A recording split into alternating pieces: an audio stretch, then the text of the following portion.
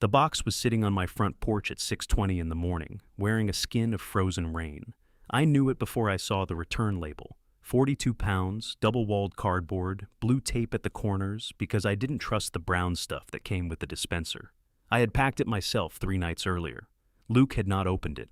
My son had driven across town before dawn to return my Christmas gift without even bringing it inside his house. A folded order ticket from his restaurant was tucked beneath the twine. On the blank side, he had written, "I don't need another reminder that you were waiting for me to fail." The card I'd sent was still attached to the top. Cream paper, tiny gold tree, my name signed at the bottom. Not in my handwriting. Carol's loops were unmistakable. She made a capital F, like she was wrapping ribbon around a package. I had watched that F appear on 41 years of birthday cards, sympathy notes, wedding checks, and apologies I supposedly helped write. I read the message twice. Then I carried the box into the house and set it on the kitchen table hard enough to rattle a sugar bowl. Carol looked up from the coffee maker. "What was that?" I held up the card. Her face changed before she could stop it. "What did you tell him?" I asked. She pressed the button on the machine. It wheezed, clicked, and began dripping coffee at a speed designed to make homicide feel reasonable. I didn't tell him anything. "You wrote this?" I helped. The box took up most of the table. Rainwater darkened the bottom corners, and a wet strand of twine hung over the edge like a dead vine. Carol reached for a dish towel and started wiping the cardboard. I put my hand over the card before she could take it. "Read it. Frank, it's barely 6:30. You wrote it. You can read it." She gave me the look she usually reserved for people who brought 12 items into the 10 items or less lane. Then she read, "Luke, your mother says this old thing means something to you. I still think you should have chosen a safer life, but Christmas is no time to argue. Dad." She let go of the towel. "There. Happy? Which part did I say?" "Oh, come on. Which part? It sounds like you." That wasn't my question. Carol opened the cupboard, took down her blue mug, then changed her mind and chose the white one that said, "Merry and Bright" in red letters. The red had faded so badly it looked like a medical warning. "You asked me to write something," she said. "I asked you to help me say I was proud of him. You said you didn't want it to sound sentimental. I didn't say to make it sound insulting. It isn't insulting." I slid Luke's note across the table. Carol glanced at it, and something tightened around her mouth. Not surprise, annoyance. "He's oversensitive," she said. He returned a 42-pound box before sunrise. "That doesn't make him less oversensitive. It makes him dramatic. Luke hates mornings. That's your takeaway? It means he was angry enough to get out of bed."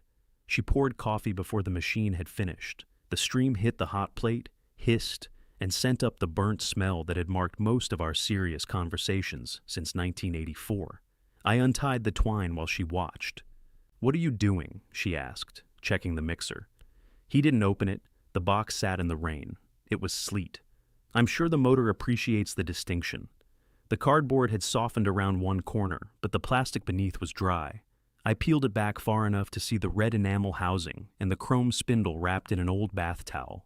Luke's Brass Cafe logo was taped separately between 2 pieces of foam so it wouldn't scratch. Carol leaned against the counter with both hands around her mug. "You spent more time packing that machine than you spent talking to him all year." There were several available answers. Most of them would have ended with a door slamming. I folded the plastic back over the mixer. "That card is why it came back." "No. Years of things coming back are why it came back." "Things?" "Frank. That's not a list." She looked past me toward the dark dining room. The Christmas tree lights were on a timer, and they clicked alive behind her, turning the window into a black mirror full of colored dots. Carol had decorated the tree alone this year, after telling me twice that she did not need help. The bottom third leaned slightly left. I had noticed it every day and had not touched it. She said, "You think restoring some old appliance fixes everything because appliances make sense to you. They break, you find the part, you replace it, and then everybody claps because Frank saved the day. Nobody has ever clapped because I replaced a capacitor. You know what I mean? I'm beginning to think I don't." The machine inside the box had belonged to Luke's first cafe, a narrow place near the bus station with 6 tables and a counter that wobbled no matter what he put beneath it. He had been 29 and certain he could build a business out of good coffee, late hours, and the fact that the nearest competitor closed at 4. I asked him what his operating margin would be if the bus schedule changed. That was the first question I asked, not what he planned to serve, not what color he wanted the walls, not whether he was excited. Operating margin. I had spent 33 years keeping a community college from falling apart one work order at a time. A room could be full of people celebrating a new lab, and I would be the man looking up at a brown spot on the ceiling tile. It was useful at work. At home, it made happiness sound like something that had failed inspection. Luke's cafe lasted 19 months. The day it closed, I helped him empty it. He barely spoke. Carol walked around gathering the little sugar jars, while Tessa scrubbed chalk from the menu board. Luke told me to take the mixer because he couldn't stand to look at it and didn't care where it went. I kept it in my garage for 8 years. That fall, after his new restaurant passed its first anniversary, I pulled off the dust cover and found a dead motor, a seized bearing, and the dried remains of something that might once have been chocolate. Restoring it took 11 Saturdays. I ordered the wrong bearing twice. I stripped one screw, swore at it, drilled it out, and told Carol I had cut my thumb on a drawer because the truth made me sound foolish. The first time the motor ran, the machine shook so hard it walked 3 inches across my workbench. The second time, it purred. I had stood there alone in the garage grinning at it. Now it was back on my kitchen table, and my son thought I had included it with a warning label. Carol set her mug in the sink without finishing the coffee. "I have to shower," she said. "We're not done." "You may not be." "Did Luke know you wrote the card?" "He has eyes. So he thinks I dictated it?" "I don't know what he thinks." "You always know what he thinks." She turned around slowly. "What's that supposed to mean?" "I'm asking." "No, you're doing that thing where you put one little question on the floor and wait for somebody else to step on it. That's a colorful description of asking a question. You let me handle every Christmas card since before Luke was born. And this morning, I learned that may have been a mistake." Her face went still. That was the first moment I understood. The argument was larger than the card. I couldn't yet see its shape, but I could feel myself standing inside it. Carol took the dish towel from the table and hung it over the oven handle. She adjusted both ends until they were even. "You want to know what I think happened?" she said. "I think you got scared because Luke built something without your approval. Then you found that mixer and decided you could make one grand gesture instead of having an actual conversation. You asked me to write the card because, once again, I had to make you sound human. You made me sound cruel. I made you sound honest. Honest about what? That you never wanted him to open another restaurant. I didn't want him to lose his house. He doesn't own a house. You know what I mean?" "No, Frank, I'm beginning to think I don't." She used my words gently, almost pleasantly. That hurt more than if she had thrown the mug. I picked up Luke's note. The paper smelled faintly of fryer oil. He used those tickets for everything: shopping lists, phone numbers, calculations, reminders to call the linen company. On the printed side, someone had ordered a turkey club with no tomato and extra pickles. Ordinary life on one side, 8 years of anger on the other. "I'm going to call him," I said. Carol laughed once. It was not a happy sound, but it was real enough to surprise both of us. "What? You think he's going to answer?" "I'll find out." "Frank, don't make this worse before Christmas. He thinks I sent that message. You did send it. I sent the gift. You sent the message. You asked me to write it. I asked for help, and I have been helping you for 41 years. There it was, not shouted, not decorated.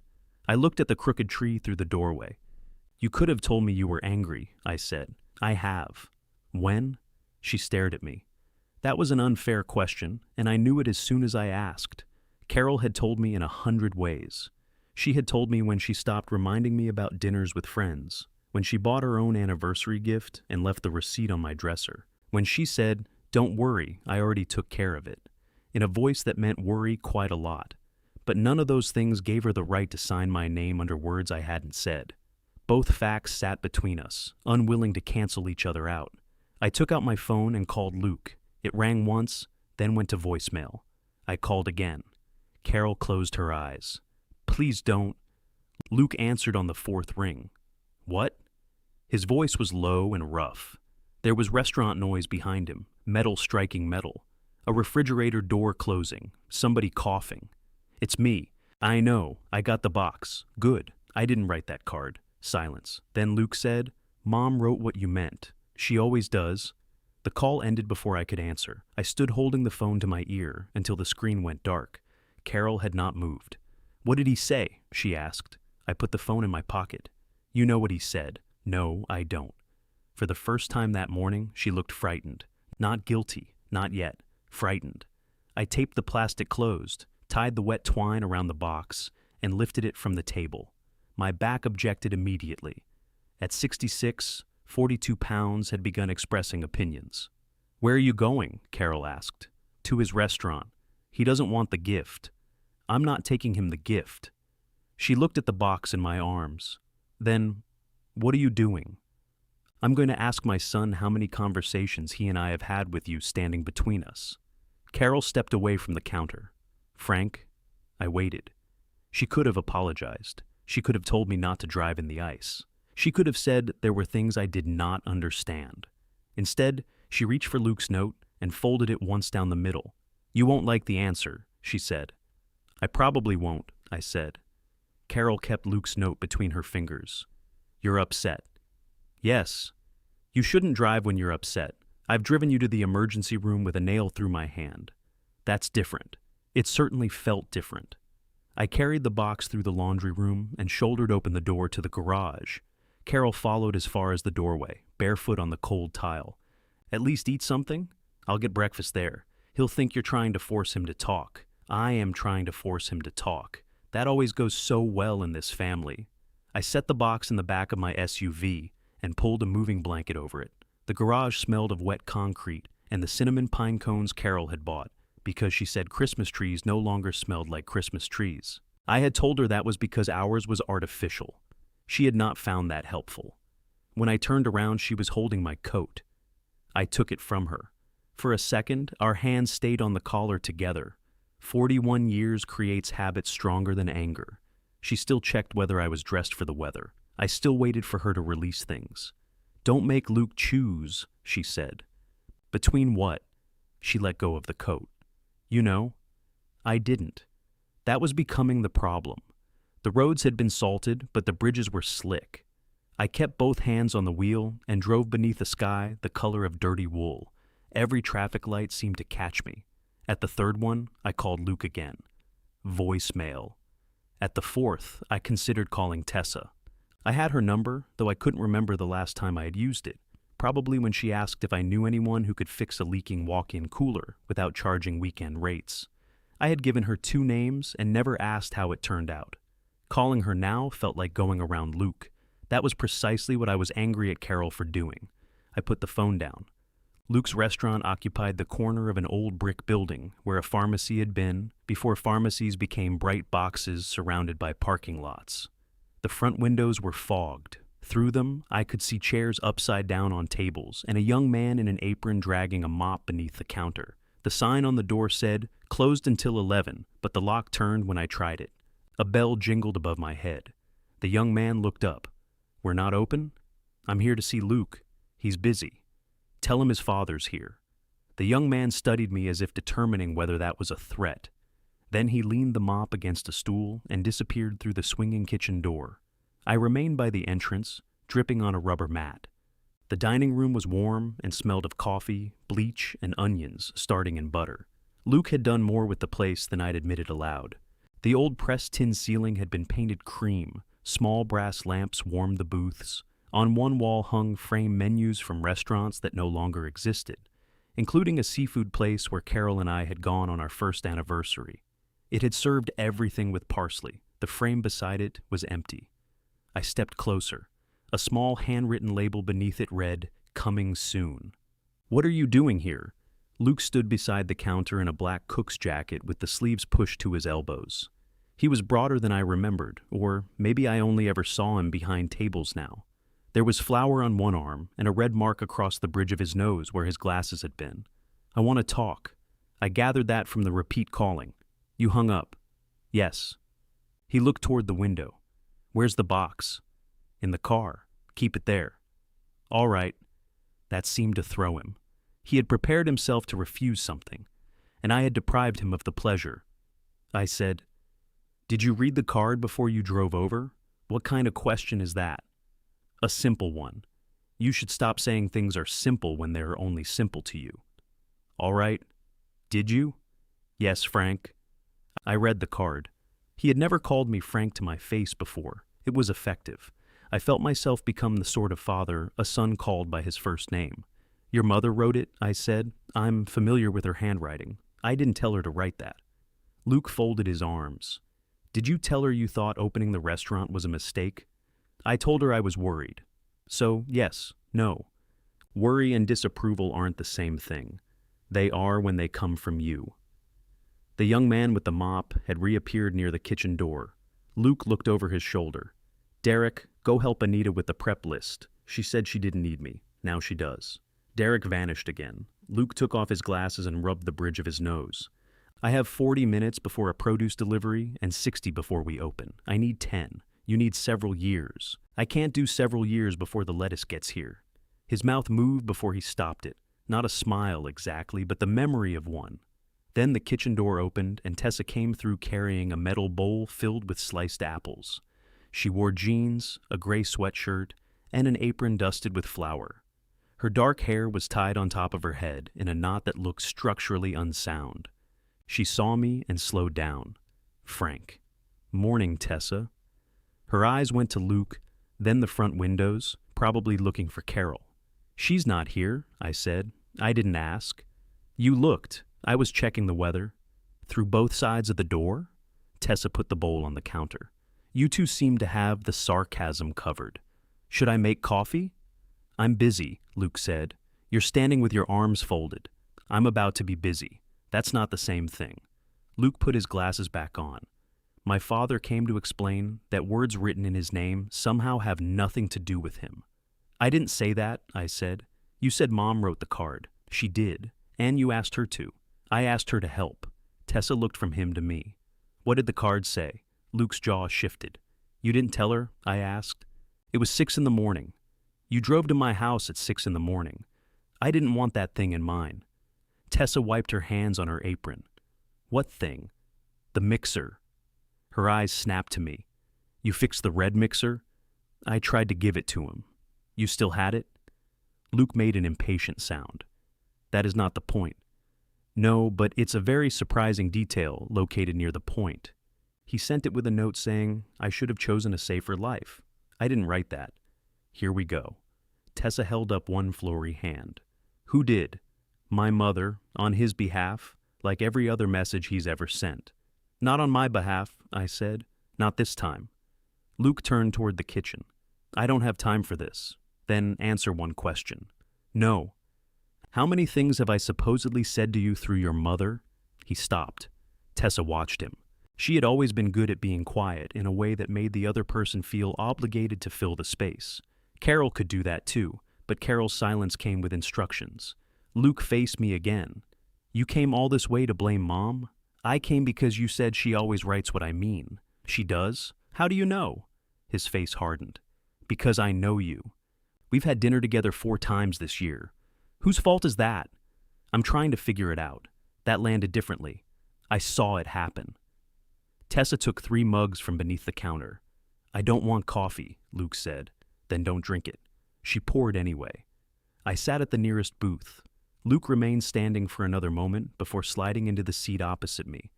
Tessa sat beside him, leaving a careful inch of space between their shoulders. The vinyl was new, dark green, with brass nail heads along the edge. I pressed one with my thumb. It didn't move.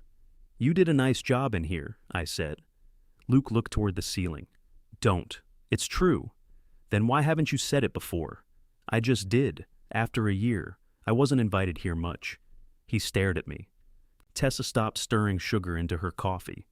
Luke said, We invited you to the preview. No, you didn't. His laugh was short and sharp. Okay. Your mother told me it had been postponed. It wasn't postponed. I know that now. You knew it then. She texted both of you. I didn't get a text. I sent it to Mom because you never answer yours. I answer. 3 business days later with, okay. That's still an answer. It's a receipt. Tessa lowered her eyes into her mug. Again, not a smile, but close. Luke said, Mom told me you didn't want to come. She told me you had postponed it because the fire inspection wasn't done. The inspection was done 2 weeks early. I didn't know that. Did you ask? That stopped me. No, I said. Did you call me? No. Did you come by the next day? No. Then what difference does it make what she told you? The kitchen door opened and a woman called, Luke, the compote's catching. He was out of the booth before she finished. I watched him disappear into the kitchen. Something clattered, followed by the hiss of a burner being turned down. Tessa wrapped both hands around her mug. He waited for you, she said. I didn't know. He stood by that window every time headlights came through the lot. I looked toward the fog glass. Carol said he'd canceled. I heard. She said the inspector wouldn't sign off. I heard that too. I should have called him. Yes, there was no cruelty in it. That made it harder. I reached for the coffee. It was stronger than ours and hot enough to sting my tongue. Tessa, did Luke tell Carol he didn't want me here after the kitchen fire? She frowned. What? In March. The small fire by the grill. I know which fire. She told me he was embarrassed and didn't want me coming in here, making a list of everything he'd done wrong. Tessa stared at me for a long moment. Then she turned toward the kitchen door. Luke. He came back carrying a scorched saucepan in one hand and a spoon in the other. What? Did you tell Carol not to let Frank come after the fire? Luke looked at her, then at me. No. The restaurant seemed to go very quiet, though I could still hear knives striking cutting boards in the kitchen. I asked her to call him, Luke said. Tessa leaned back. I set down the mug. Luke's expression changed first. Anger was still there, but it no longer knew where to stand. She said you were at some retirement dinner, he said. I was home. You didn't call. I didn't know. You always say that, because apparently I don't. He looked at me as if I had become unfamiliar while sitting in front of him. The bell above the entrance jingled. A delivery driver backed through the door, carrying 2 stacked crates of lettuce, bringing cold air and the smell of wet pavement with him. Luke stood automatically. Put it in the walk-in, he said. Then he looked at me. You should go. All right. Tessa touched his wrist. He pulled away, not harshly, but fast. I left cash beneath my untouched mug. Luke glanced at it. Coffee's free before we open. It shouldn't be. Dad? It was the first time he had called me that all morning. I waited. He rubbed the back of his neck. Bring the box inside. It can stay in the storeroom. You going to open it? No. All right, and don't take that as forgiveness. I won't. Outside, the sleet had become snow. I carried the box through the side entrance, and Luke showed me where to set it between a stack of paper napkins and 3 cases of canned tomatoes. The card was still tucked under the twine. Luke saw it. So did I. Neither of us touched it. I left it exactly where it was, my name visible beneath Carol's careful handwriting. Luke walked me to the side door without speaking. His cook's jacket had a dark streak across the front from the scorched compote. At the threshold, he stopped. Did she really tell you I didn't want you here after the fire? Yes. What were her exact words? I tried to remember. Carol had been unloading groceries. I had been tightening a loose handle on one of the kitchen drawers. She said you were embarrassed and wanted a few days before anybody came around. Anybody? She meant me. How do you know? Because she was going over the next morning. Luke looked out at the snow gathering along the alley. I asked her to call you because I thought you'd know whether the hood had to be replaced. I would have come. I know you would have come for a hood. There wasn't a good response to that. He pushed the door open. We have to get ready. Luke, what? Ask me next time. You could ask me too. He went back inside. Snow had collected on my windshield. I brushed it away with my sleeve because the scraper was beneath a bag of jumper cables, 3 reusable shopping bags, and a folding shovel I had bought after the storm of 2018 and never used. By the time I got into the car, my cuff was soaked. I didn't turn on the engine. I called Carol. She answered after 5 rings. Are you driving? No. Where are you? At the restaurant. I asked where, not why. In the parking lot. What happened? Luke asked you to call me after the kitchen fire. The silence on her end contained movement. A cupboard closing. Something set on a counter. He was upset. He asked you to call me. He didn't know what he wanted. I was at home. I know where you were. You told him I was at a retirement dinner. I said you had plans. I didn't. You hate restaurant emergencies. I worked in facilities for 33 years. Emergencies were the only time anyone remembered my extension. You know what I mean. There it was again. An entire marriage had been built on knowing what the other person meant. It turned out to be a dangerous building material. "Why didn't you call me?" I asked. "Because he was already beating himself up, and I knew exactly what you would do. You'd walk in, look at the damage, and start listing every mistake that caused it. You don't know that. I watched you do it after the cafe closed." I looked through the windshield at the restaurant's brick wall. After Luke's first cafe closed, he had stood beside an empty freezer, while I explained that used equipment could be sold individually for more than a bulk sale. I had thought I was helping him recover money. He had been staring at 19 months of his life reduced to items with resale values. I remembered telling him not to let sentiment affect the prices. "Maybe I would have made it worse," I said. "You would have. That wasn't your decision. Somebody had to make decisions. Not that one." She breathed out through her nose. The driver with the lettuce crates emerged from the side door and lit a cigarette beneath the no smoking sign. Carol said, "Are you coming home?" "Yes." "Then we can discuss this when you get here." "We're discussing it now." "No, you're sitting in a parking lot building a case.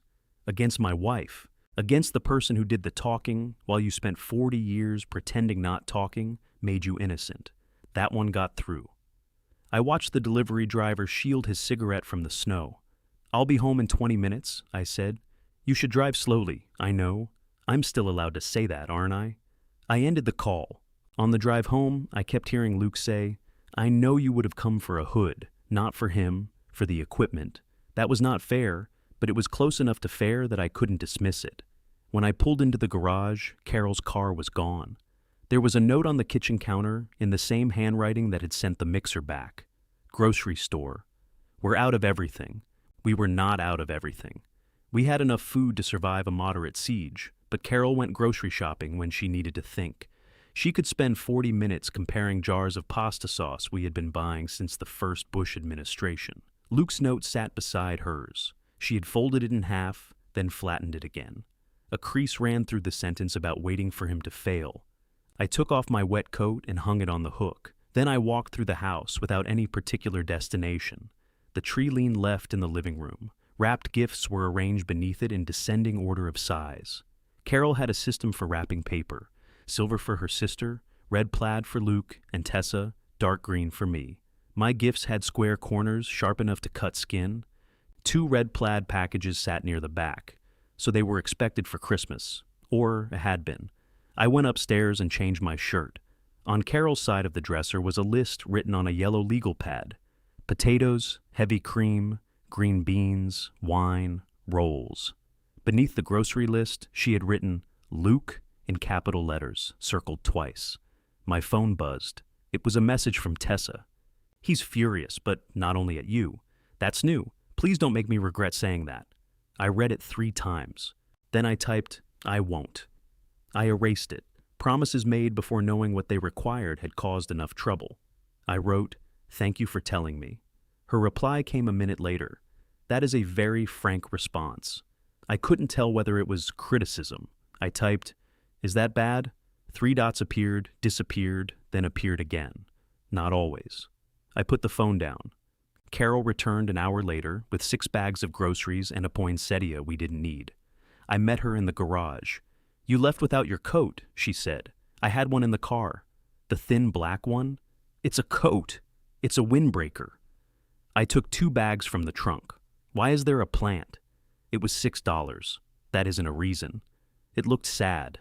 The poinsettia was full and violently red. It looked healthier than either of us. We carried the groceries inside. Carol unpacked while I put things away. An old choreography performed without speaking. She handed me butter. I placed it in the refrigerator. She handed me green beans. I put them in the crisper. She handed me a jar of pasta sauce. "We have 4 of these," I said. "They were on sale. We could open a restaurant." She almost smiled. Then she remembered the restaurant. "Did you take the mixer?" she asked. "He let me leave it in the storeroom." "Did he open it?" "No." She placed the poinsettia in the center of the table where the box had been. "That's probably for the best." "Why?" "He's too angry to see it for what you intended." "You mean what I intended before you wrote the card?" Carol shut the refrigerator harder than necessary. Bottles rattled inside. "I already admitted I wrote it. You admitted holding the pen. What more do you want? An explanation that doesn't end with me deserving it." I didn't say you deserved it. You said it sounded like me. It does. Then why did it need your handwriting? She pulled out a chair and sat down. For the first time all day she looked tired, not theatrically tired. Her shoulders had dropped, and the skin beneath her eyes seemed darker. You gave me a blank card, she said. You said, make it sound like I'm not begging. I was joking, I know. Apparently not. You wanted to say something warm without risking that he might laugh at you for being warm. So, you handed it to me. That doesn't explain those words. No, it doesn't. She turned the poinsettia a quarter turn. I was angry, she said. At Luke? At you. It was a small admission. It changed the room anyway. Why put it in his gift? Because you spent 11 Saturdays in the garage building yourself a beautiful story about what kind of father you are. I fixed a mixer. You resurrected a symbol. That sounds like something printed under a painting. You were going to give it to him. He was going to understand everything you never said, and you wouldn't have to admit you'd barely walked into his restaurant. I've been there. For dinner, you sat at a table. You asked why the menu had so many low-margin items. He serves meatloaf. People like meatloaf, not at $18. This is exactly what I mean. She pushed her chair back and stood. I said, so, you wanted him to reject it? No. You wrote the one thing most likely to make him reject it. I wanted the gift to be honest. You wanted my gesture to fail because you were angry that I got to make one. Her eyes filled, which made me angry in a new way. Carol's tears had always acted like a fire alarm. Conversation stopped. Everybody evacuated. This time, I stayed seated. She wiped beneath one eye with the side of her finger. Do you have any idea how many times I have made you look better to him? No. At least you're honest about that. How many times did you make me look worse?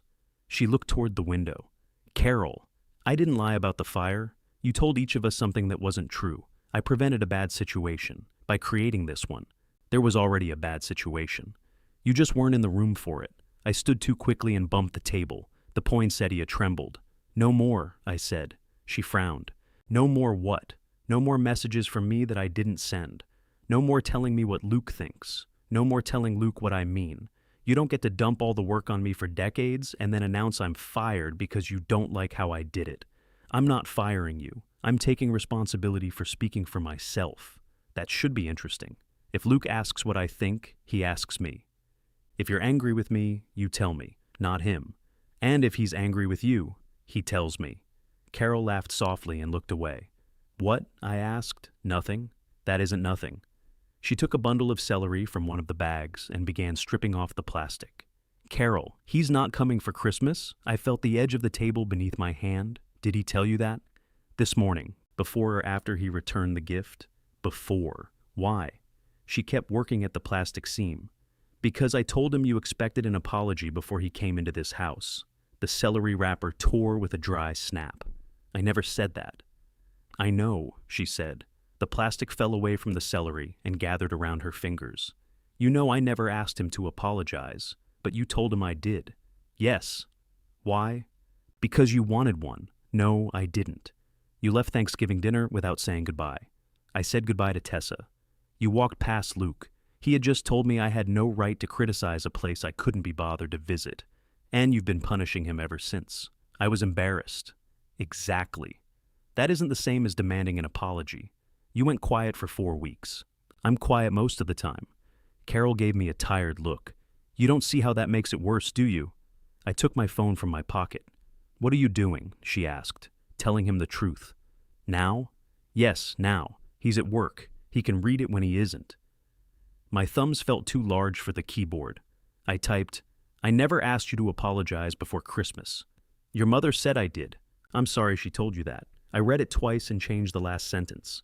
I'm sorry I let things get to the point where you believed it. That was true, but it also made Carol's lies sound like weather, something that had simply rolled into town. I erased it again. I finally wrote, I did not ask for an apology. I was hurt by what you said at Thanksgiving, but I should have told you myself. Carol watched me send it. You're pleased with yourself? She said. No. You look pleased. I look 66 and tired. You look like you finally discovered honesty and can't wait to explain it to everybody. I sent one text in which I'm the liar. You were. I was trying to get him here for Christmas by telling him he wasn't welcome, by giving him a chance to fix things before he came. He didn't know he was fixing anything. He thought he was paying admission. Carol laid the celery on the cutting board. He would have apologized if he hadn't gotten that gift first. You mean your card? Yes, Frank, my card. We have established authorship.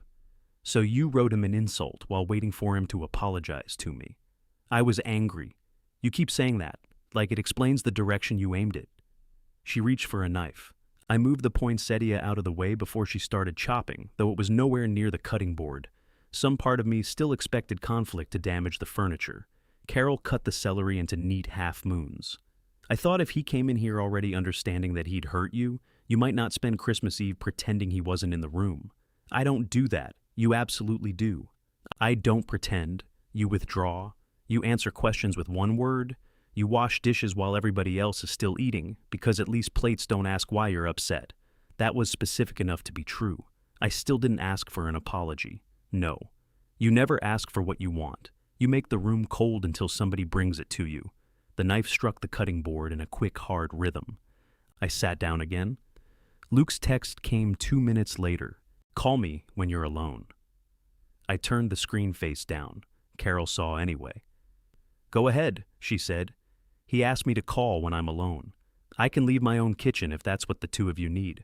This isn't about excluding you. Of course not. She set down the knife, scooped the celery into a bowl, and carried it to the refrigerator. Where are you going? I asked. Somewhere you're not married. She went upstairs. I waited until I heard the bedroom door close before I called Luke. He answered immediately. Is she there? She's upstairs. That's not what I asked. I'm in the kitchen. She can't hear me. How do you know? Our house isn't that small. It had sounded funnier in my head. Luke said, Did she tell you I was coming for Christmas? She told me you weren't. Before that. No. She invited us 3 weeks ago. I assumed you were invited. Did you want us there? Yes. Then why didn't you invite us? Because your mother handles Christmas. He made a sound under his breath. I hear it, I said. Hear what? How that sounds. Do you? Yes.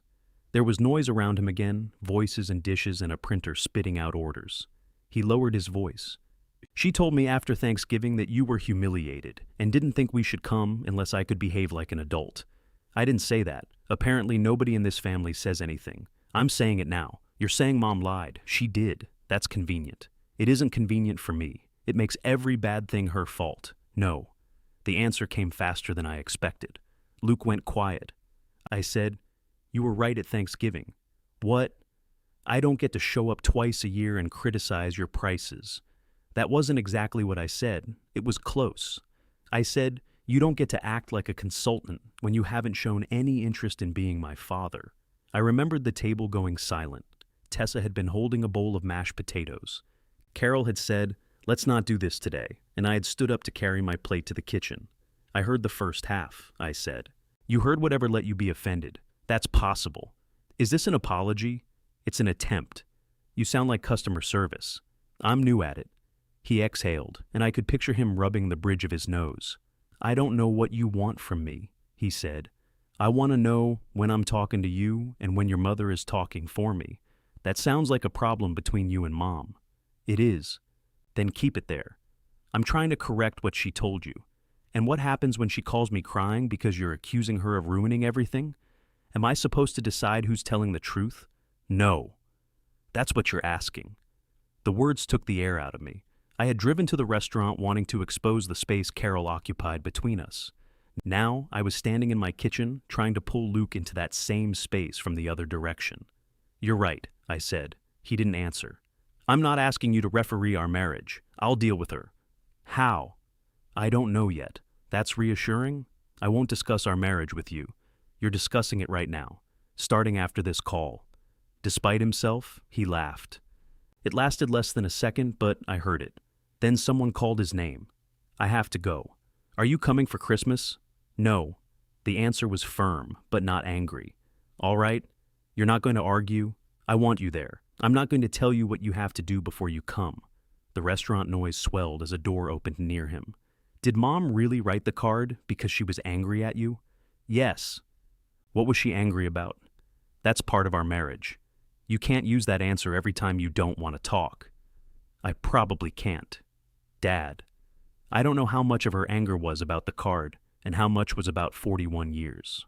I know some of it is deserved, the rest I'm still sorting out.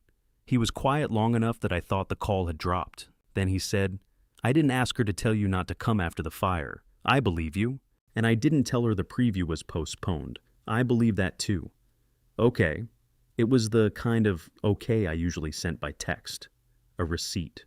He ended the call. Carol stayed upstairs for the rest of the afternoon. I cleaned the kitchen because there were celery leaves on the floor, and because cleaning allowed me to be useful without speaking. I wiped counters that were already clean. I rearranged jars in the pantry. When I found 6 cans of cranberry sauce, I lined them up by expiration date. At 5, I made sandwiches. I carried Carol's plate upstairs and knocked. I'm not hungry, she said through the door. I made turkey. I heard the refrigerator open. I set the plate on the carpet outside. We need to talk. We have been talking all day. We've been arguing. Perhaps that's what talking sounds like when I stop making it comfortable for you. I sat on the top stair. The hallway was dim, except for the light beneath the bedroom door. On the wall across from me hung a photograph of Carol and me at Luke's first cafe. We were standing behind the counter on opening day. Luke was between us, smiling so hard his eyes had almost disappeared. I had one hand on his shoulder and the other around a paper coffee cup. I tried to remember what I had said to him that day. Probably something about the electrical outlets. The bedroom door opened. Carol had changed into an old sweatshirt and washed off her makeup. She looked at the sandwich on the floor. Are we feeding prisoners now? I didn't know if I was allowed in. You've never worried about that before. I've never had to. She picked up the plate. I told Luke I never asked for an apology, I said. I assumed you would. He's not coming, I know. You talked to him? He called me. When? While you were downstairs alphabetizing the pantry. I was arranging by expiration date. Of course you were. What did you tell him? Her expression sharpened. I told him I was sorry. For what? For writing the card. I waited, and I asked, and nothing. Did you tell him I didn't dictate it? I told him I shouldn't have involved him in something that was really about us. That's not the same thing. It's the truth. It leaves him thinking the words were mine. He asked me whether they were. My stomach tightened. What did you say? Carol looked down at the untouched sandwich. I said I didn't know anymore. Before I could answer, my phone buzzed in my pocket. A message from Luke. The service door sticks. Sunday, 6:30. If you want to look at it, I showed Carol. She read it without touching the phone. You got what you wanted, she said. No. But for the first time all day, I was not certain she was wrong. What exactly do you think I wanted? I asked. Carol stepped back into the bedroom. Luke asked you to come, to fix a door. He could hire somebody. He probably should. I retired to avoid working at 6:30 on Sundays. You'll be there at 6:15. I'll be there at 6:20. She gave me a look. Fine, I said. 6:15. That's what I mean. What is? You get to be dependable. I get to be difficult. You told him I demanded an apology I never asked for. And you get to keep saying that one sentence until nothing else matters. She started to close the door. I put my hand against it, not pushing, just stopping it long enough to make her look at me. Luke isn't something I won. I didn't say he was. You said I got what I wanted. You wanted a way back in with him. Now you have one. And you think that means you lost something. Her eyes moved away from mine. That was answer enough. I took my hand off the door. Why? Good night, Frank. Carol. The door closed. I ate my sandwich at the kitchen table beside the poinsettia. It did not look sad anymore. It looked judgmental. Later, I found Carol's plate empty in the sink. She had rinsed it but left it for me to load into the dishwasher, either out of habit or as a small act of rebellion. I could not tell which. Marriage turned ordinary objects into evidence if you stared at them long enough. I slept in the guest room. Nobody told me to. Our bedroom door wasn't locked, and Carol did not put a pillow in the hallway. I chose the room because I couldn't imagine lying beside her without asking questions she had already refused to answer. The guest bed had a decorative blanket that ended at my knees. At 2 in the morning, I got up and found an old quilt in the closet. At 3, the heat clicked off and the house settled around me. At 4, I heard Carol walking to the bathroom. She paused outside the guest room, or I imagine she did. Neither of us opened the door. At 6 on Sunday morning, the sky was still dark. The snow had stopped, leaving the street packed white and smooth except for tire tracks. I put my toolbox in the SUV and made coffee in a travel mug. Carol came into the kitchen wearing her robe. "You're leaving already? It's a 15-minute drive. It's 6:02. I have to warm up the car. You could leave it in the garage. I'm not having this argument at 6:02. She folded her arms. "Are you coming back for breakfast?" "I don't know. I was going to make eggs. I'll text you." Her mouth tightened at the word text. I put on my coat. "Frank?" I stopped by the laundry room. She looked down at her bare feet. "Don't talk to him about me. I told him I wouldn't. I mean it." "So do I. You say that now, but he'll ask. Then I'll tell him to ask you." She nodded once. "All right." I waited, though I didn't know what for. She said, "The roads might freeze again. I'll be careful." There it was, the sentence we could still say. Luke had left the side door unlocked. I carried my toolbox through the alley and found him in the dining room turning on lamps. Only half of them came on at first.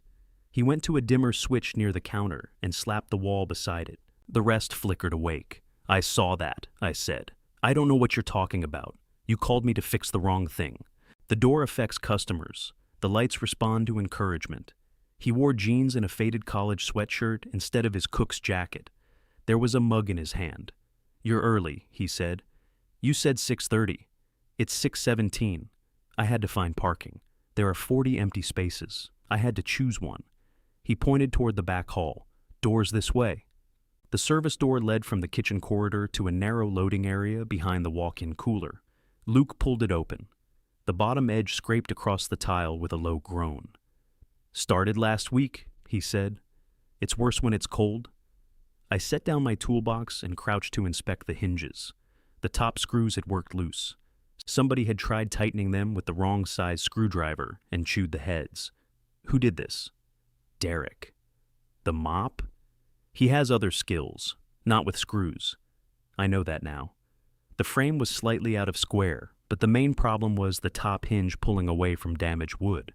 I opened the toolbox. Luke leaned against the wall. "How long? Depends whether you want it fixed or restaurant fixed." "What's restaurant fixed? It works until somebody kicks it. So fixed. That's the spirit that built this country." He smiled despite himself. I removed the hinge screws one by one. Luke held the door after I told him twice not to let its weight shift. He smelled like coffee and whatever detergent the restaurant used on towels. "What did Mom say after I called you?" he asked. I kept my eyes on the hinge. "About what?" "The card. Christmas. Pick one." "She asked me not to talk to you about our marriage. Convenient. She's right. She called me." "I know." She was crying. I selected a longer screw from a divided plastic case. "I'm not going to tell you what to think about that," I said. "Did you make her cry? We had an argument. About me. About us. That includes me. It shouldn't." He shifted his grip on the door. The weight dropped half an inch. "Hold it up." "I am." Up is the direction away from the floor. "I'm aware. I can't set the hinge if you keep moving." "I'm not moving. The door is. Maybe the door has feelings." Then it came to the wrong family. The words were out before I considered them. Luke laughed, a real laugh this time. The door dropped again. "Up," I said. "Sorry." I drove the first long screw into the frame. It bit into solid wood, and the hinge pulled tight.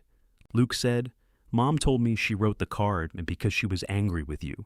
That's what she told me. She said you made her do all the emotional work for your whole marriage. That's also true. She said fixing the mixer was a way to avoid apologizing." I turned the screwdriver slowly. "That might be true too." He looked at me. "So what part isn't?" "The words on the card. Those words sound like you." "So I've been told. They do."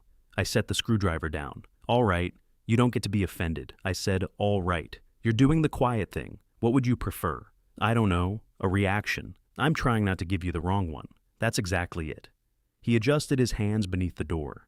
"You think if you wait long enough, you can find an answer nobody can object to. Most people prefer not being objected to. Most people don't take 4 weeks." I picked up the screwdriver again. When the first cafe closed, he said, "Mom didn't have to tell me what you thought. You were there. I remember. You went through everything with a calculator. We needed to know what it was worth. I needed to get through the day. I thought helping with the equipment would do that." You told me sentiment didn't affect resale value. I remember that too. It wasn't a lesson, Dad. No. It was my life. I know. You know now? Yes. The hallway filled with the hum of refrigeration. Somewhere in the kitchen, an ice maker dumped a load with a crash. Luke said, "Mom didn't invent you." I know. He looked almost disappointed that I didn't fight him. I tightened the last screw, then stood and moved him aside. The door swung without scraping. I opened and closed it twice. "Don't let Derek touch the hinges," I said. Noted. "There's some damage to the lower frame. It'll need more work eventually." "Of course it will. Everything needs more work eventually." He gave me a sideways look. "Is that your wisdom for the day? It's what you get for free." We carried the toolbox into the dining room. The windows were beginning to gray with morning. Luke went behind the counter and refilled his mug. "Coffee?" he asked. "Yes." He poured one for me and set it down without asking how I took it. Black. He remembered. I sat at the counter. The empty frame on the wall was still there, the little "coming soon" label beneath it. "What's going in that?" I asked. "I haven't decided. You usually frame menus from closed places. That's the idea. Seems like a limited supply. Restaurants fail every day. That's cheerful. They don't all stay failed." He looked toward the kitchen. I knew where the mixer was, 20 feet away, behind a closed storeroom door. I could feel it there with the same unreasonable awareness you have of someone standing behind you. "Why'd you keep it?" Luke asked.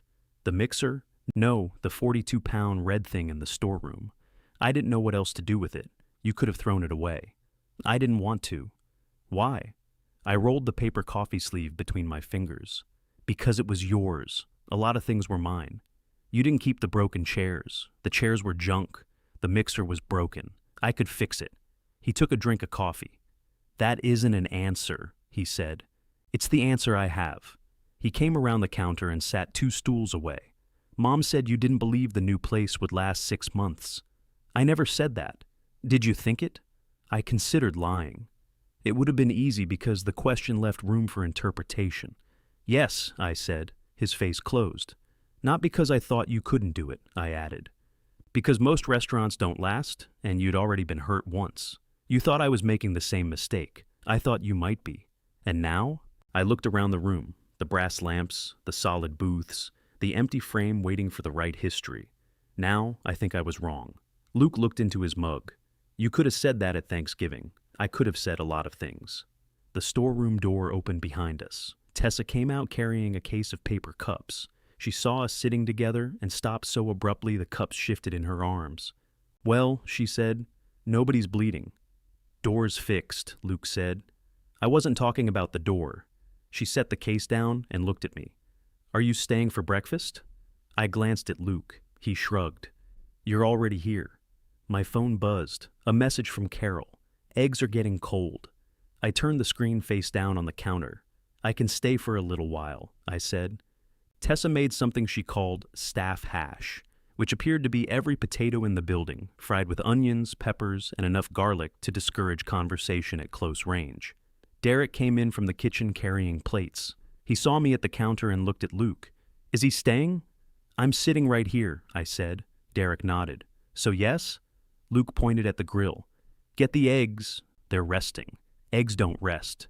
"These do," Anita said. Tessa closed her eyes briefly. "I'll get them." She disappeared into the kitchen. Derek set a plate in front of me. "Door works," I heard. I had tightened it. I saw. He waited for praise that was not coming. "You used a Phillips screwdriver on square drive screws," I said. "It turned them. It removed their ability to be screws." Luke covered his mouth with his mug. Derek looked at him. "Am I needed here?" Desperately, Luke said. "Just not at the moment." Derek left. I took a bite of the hash. It was excellent, which annoyed me because I had spent Thanksgiving suggesting the restaurant needed fewer menu items. A person could not eat food like that and believe simplification was the highest good. Tessa returned with eggs and sat beside Luke. Staff began drifting into the dining room, taking plates to booths along the far wall. Nobody asked who I was. They had the practiced indifference of people who worked around customers and knew when not to become involved in somebody else's breakfast. "This is good," I said. Luke glanced at me. "You can say that louder. Anita's in the kitchen. It's very good. Don't strain anything." Tessa pointed her fork at him. Let him try. He's had 66 years. I'm a slow learner. We know, Luke said. The line had enough warmth to pass as teasing. I accepted it. For a few minutes, we ate without talking. The restaurant woke around us. A radio came on in the kitchen. Silverware clattered into bins. Someone flipped the front sign from closed to open by mistake, and Tessa got up to flip it back. Luke tore a piece of toast in half. Why didn't you bring the mixer when the new place opened? He asked. I didn't have it fixed. You didn't start fixing it until this fall. That's true. So why now? I looked down at my plate. The honest answer was not flattering. I had gone to dinner there in September. Luke had come out of the kitchen 3 times to check on us, and each time somebody stopped him, a server with a question, an older couple wanting to compliment the pie, a delivery man waiting for a signature. He had looked tired and entirely in his element. Carol had said he finally found something that fits him. I had gone home, uncovered the mixer, and started taking it apart. I saw the place was going to last, I said. Luke stopped tearing the toast. Tessa sat down again. So you waited until it was safe to be proud, he said. I suppose I did. That's pretty lousy. Yes. He put the toast on his plate without eating it. I could have told him I was always proud. The sentence was available. It would even have been partly true. But pride you kept locked in a garage until the risk passed was not worth presenting as a gift. I'm sorry, I said. Luke looked toward the kitchen. Tessa reached for the hot sauce. That sounded less like customer service. I've been practicing. You should practice on Carol. The table went still. Tessa set down the bottle. I'm not trying to get in the middle. You're sitting in the middle, Luke said. She looked at the empty stool between us. Geographically, that is not true. I mean, I know what you mean. I also know your mother called you twice yesterday, and you spent half the night angry at your father about things your mother said your father thinks. Luke pushed his plate away. Can we not? We can. But not doing things is apparently the family specialty, and I'm hungry. She turned to me. Did you ask Carol to write the card? Yes. Luke stared at me. I said, I gave her a blank card and asked her to help. You made it sound like she took over your gift. She wrote words I didn't approve, but you handed her the card. Yes. Why didn't you tell me that yesterday? I told you she wrote it. That wasn't the question. I wasn't trying to hide it. Luke gave me a flat look. All right, I said. I didn't like how it made me look. Tessa nodded. There he is. There who is? Luke asked. An adult who did something stupid and can say the whole sentence. Are you charging for this session? I asked. I'm eating cold eggs on my day off. I should. Luke leaned back on the stool. What did you want the card to say? He asked. I don't know. You restored the thing for 11 weeks, wrapped it like you were shipping a heart for transplant, and didn't know what you wanted to say? I wanted to say it mattered. What mattered? The mixer? He waited. The first place, I said. His face tightened. Not because it failed, because you did it. Did what? Tried? The word sounded thin once it was outside me. Luke's eyes moved toward the hallway leading to the storeroom. You could have written that, he said. I know. 5 words. I know. Instead, you gave Mom the card. Yes. Tessa got up and took her plate to the kitchen. She squeezed Luke's shoulder as she passed, but she didn't touch me. The front door opened. A man in a knit cap stepped inside, saw the close sign, then checked his watch with exaggerated disgust.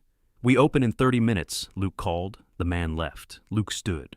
I have to work. Thank you for breakfast. Tessa made it. I'll thank her too. He gathered the plates. I reached for mine, and he moved it away before I could take it. We have a dishwasher. I know how to carry a plate. I didn't say you didn't. You moved it like I was about to damage it. You wash dishes when you don't want to talk. I looked at him. He looked just as surprised as I felt. Your mother told you that? I asked. No, I have eyes. He carried the plates into the kitchen. I thanked Tessa, packed my tools, and left through the side door. On my way out, I glanced down the hall. The storeroom door stood open. From where I was, I could see one damp corner of the box between the napkins and canned tomatoes. The twine was still tied. The card was still there. I did not go near it. By the time I reached home, the snow on our driveway had been cleared in 2 narrow tracks. Carol had used the small electric snowblower I bought her after she said the gas one was too heavy. A ridge of snow remained down the center because she hated overlapping passes. I parked in the garage and saw her untouched car. Inside, the house smelled of eggs and brown butter. Carol was sitting at the kitchen table with the newspaper spread in front of her. 2 plates rested beside the stove beneath a sheet of foil. "You didn't text," she said. "I know. You said you would. I said I'd text when I knew. And then you knew." "Yes." She turned a page without looking at it. "I'm sorry. Did you eat?" "Yes." "Of course. I should have texted. With Luke and Tessa. How cozy." "It wasn't cozy. You stayed 2.5 hours. The door needed work. You told me last night you could fix it in 10 minutes. I said talking would take 10 minutes. That's better." I took off my coat. The guest room had left a crease in my neck, and turning my head required negotiation.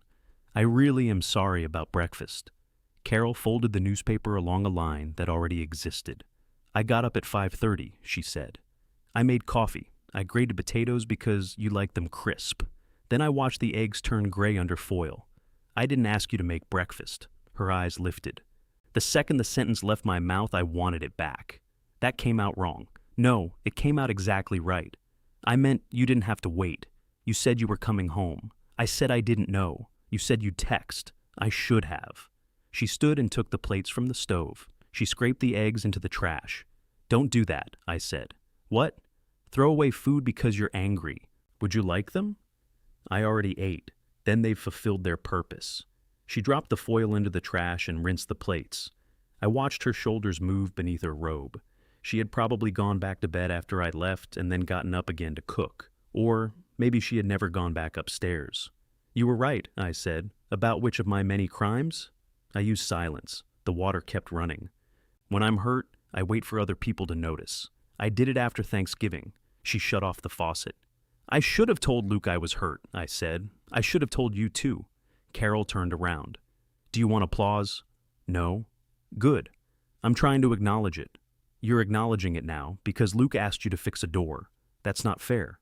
Yesterday morning you thought this whole mess began with my handwriting. I knew it didn't begin there. No, you didn't. You thought I had vandalized a perfect gift. The gift wasn't perfect. Did he open it? No. Did you tell him what was inside? He knows it's the mixer. What it means, Frank." I tried. Her mouth twisted. "You practiced on him." "Practiced what?" "Talking, apologizing, all the things you never bothered to practice with me." I pulled out a chair but did not sit. "This is about you writing the card." It was.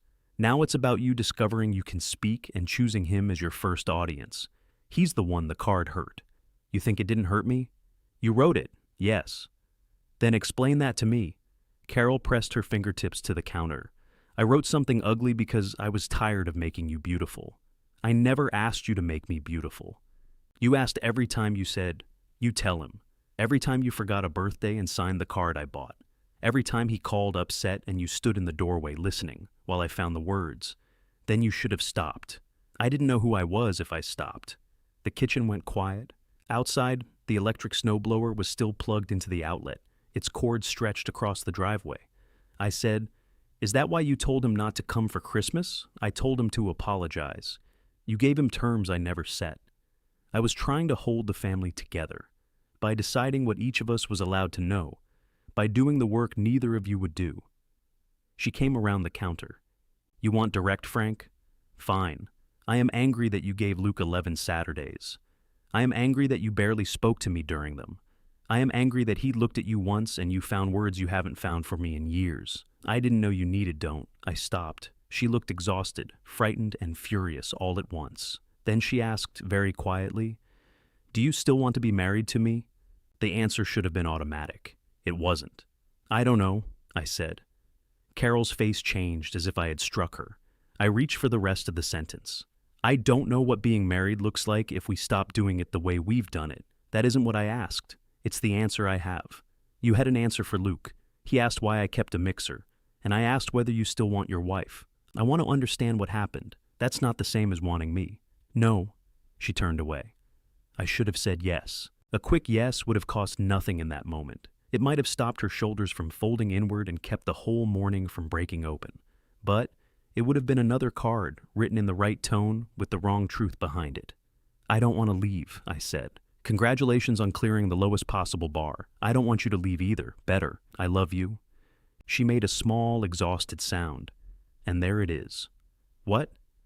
The sentence you save for emergencies. I said it.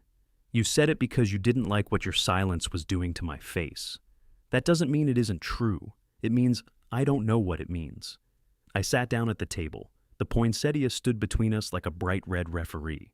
What did you want me to say? I asked. Yes. Would you have believed me? I wanted to find out. Carol pulled her robe tighter. Do you know what I did while you were in the garage with that mixer? No.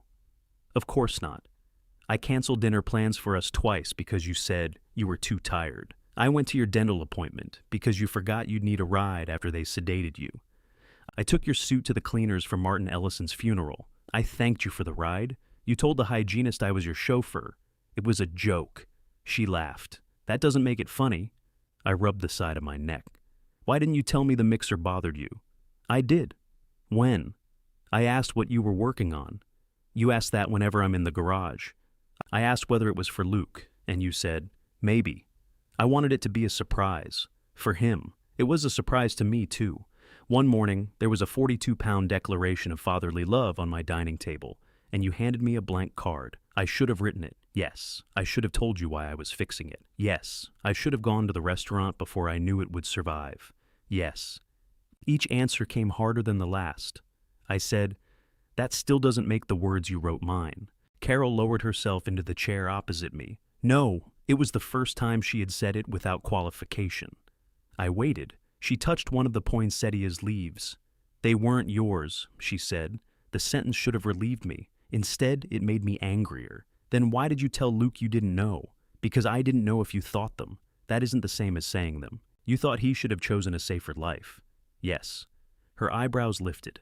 I was afraid for him, I said. You thought the restaurant would fail. Yes. You thought the first cafe was a mistake. I thought the lease was bad.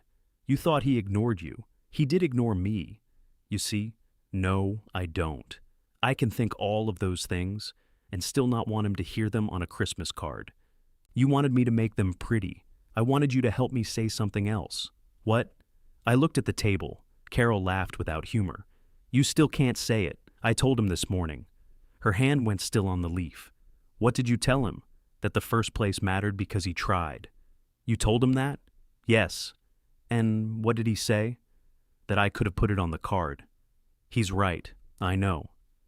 She leaned back and crossed her arms. For a moment, neither of us spoke. The refrigerator motor started, humming beneath the kitchen clock. Carol said, Do you understand why that makes me angry? No. I have waited years for you to tell Luke something like that. I defended you when he said you didn't care. I told him you were proud even when I wasn't sure. I stood between the two of you and took the heat from both sides. And then you finally decide to speak, and suddenly everything I did in between becomes manipulation. Some of it was, some. You lied about the preview, you lied after the fire, you lied about Christmas. I managed situations. You changed what people knew so they'd behave the way you wanted. You think you don't do that? I'm sure I do.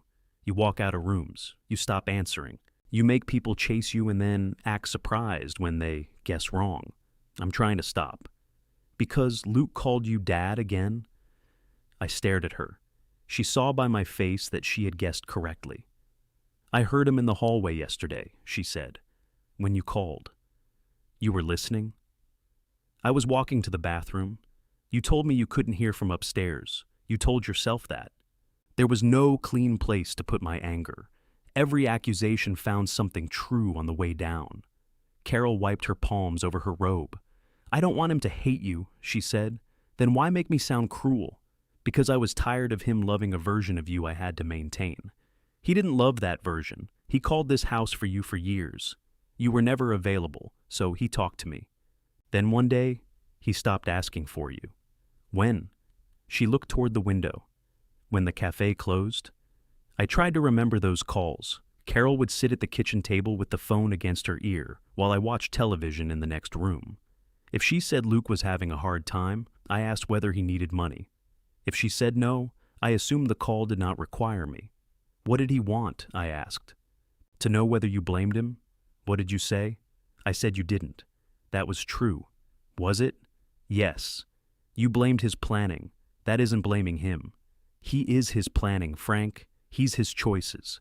You can't separate a person into the parts you approve of and the parts you're only evaluating. I didn't want him to think one failed business made him a failure. Did you tell him? No, I did. There was pain in the word, but there was pride too. Carol had not only controlled the bridge between Luke and me, she had built it, maintained it, and stood in the rain on it while neither of us came outside.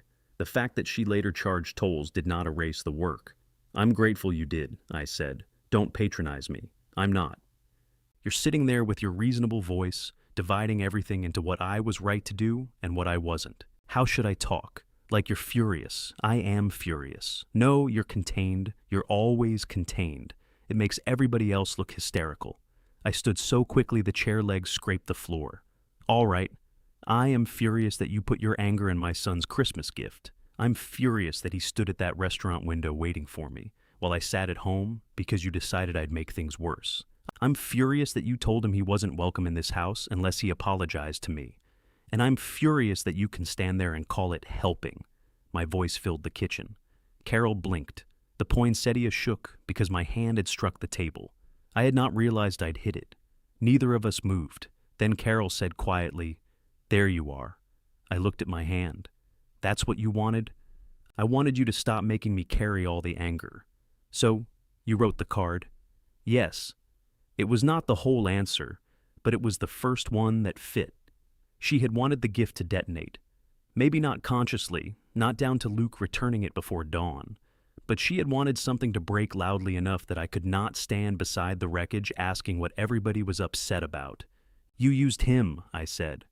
Her chin trembled. Yes. I walked out of the kitchen. Carol called my name, but I kept going until I reached the garage. The cold hit me through my shirt. My toolbox was still in the SUV.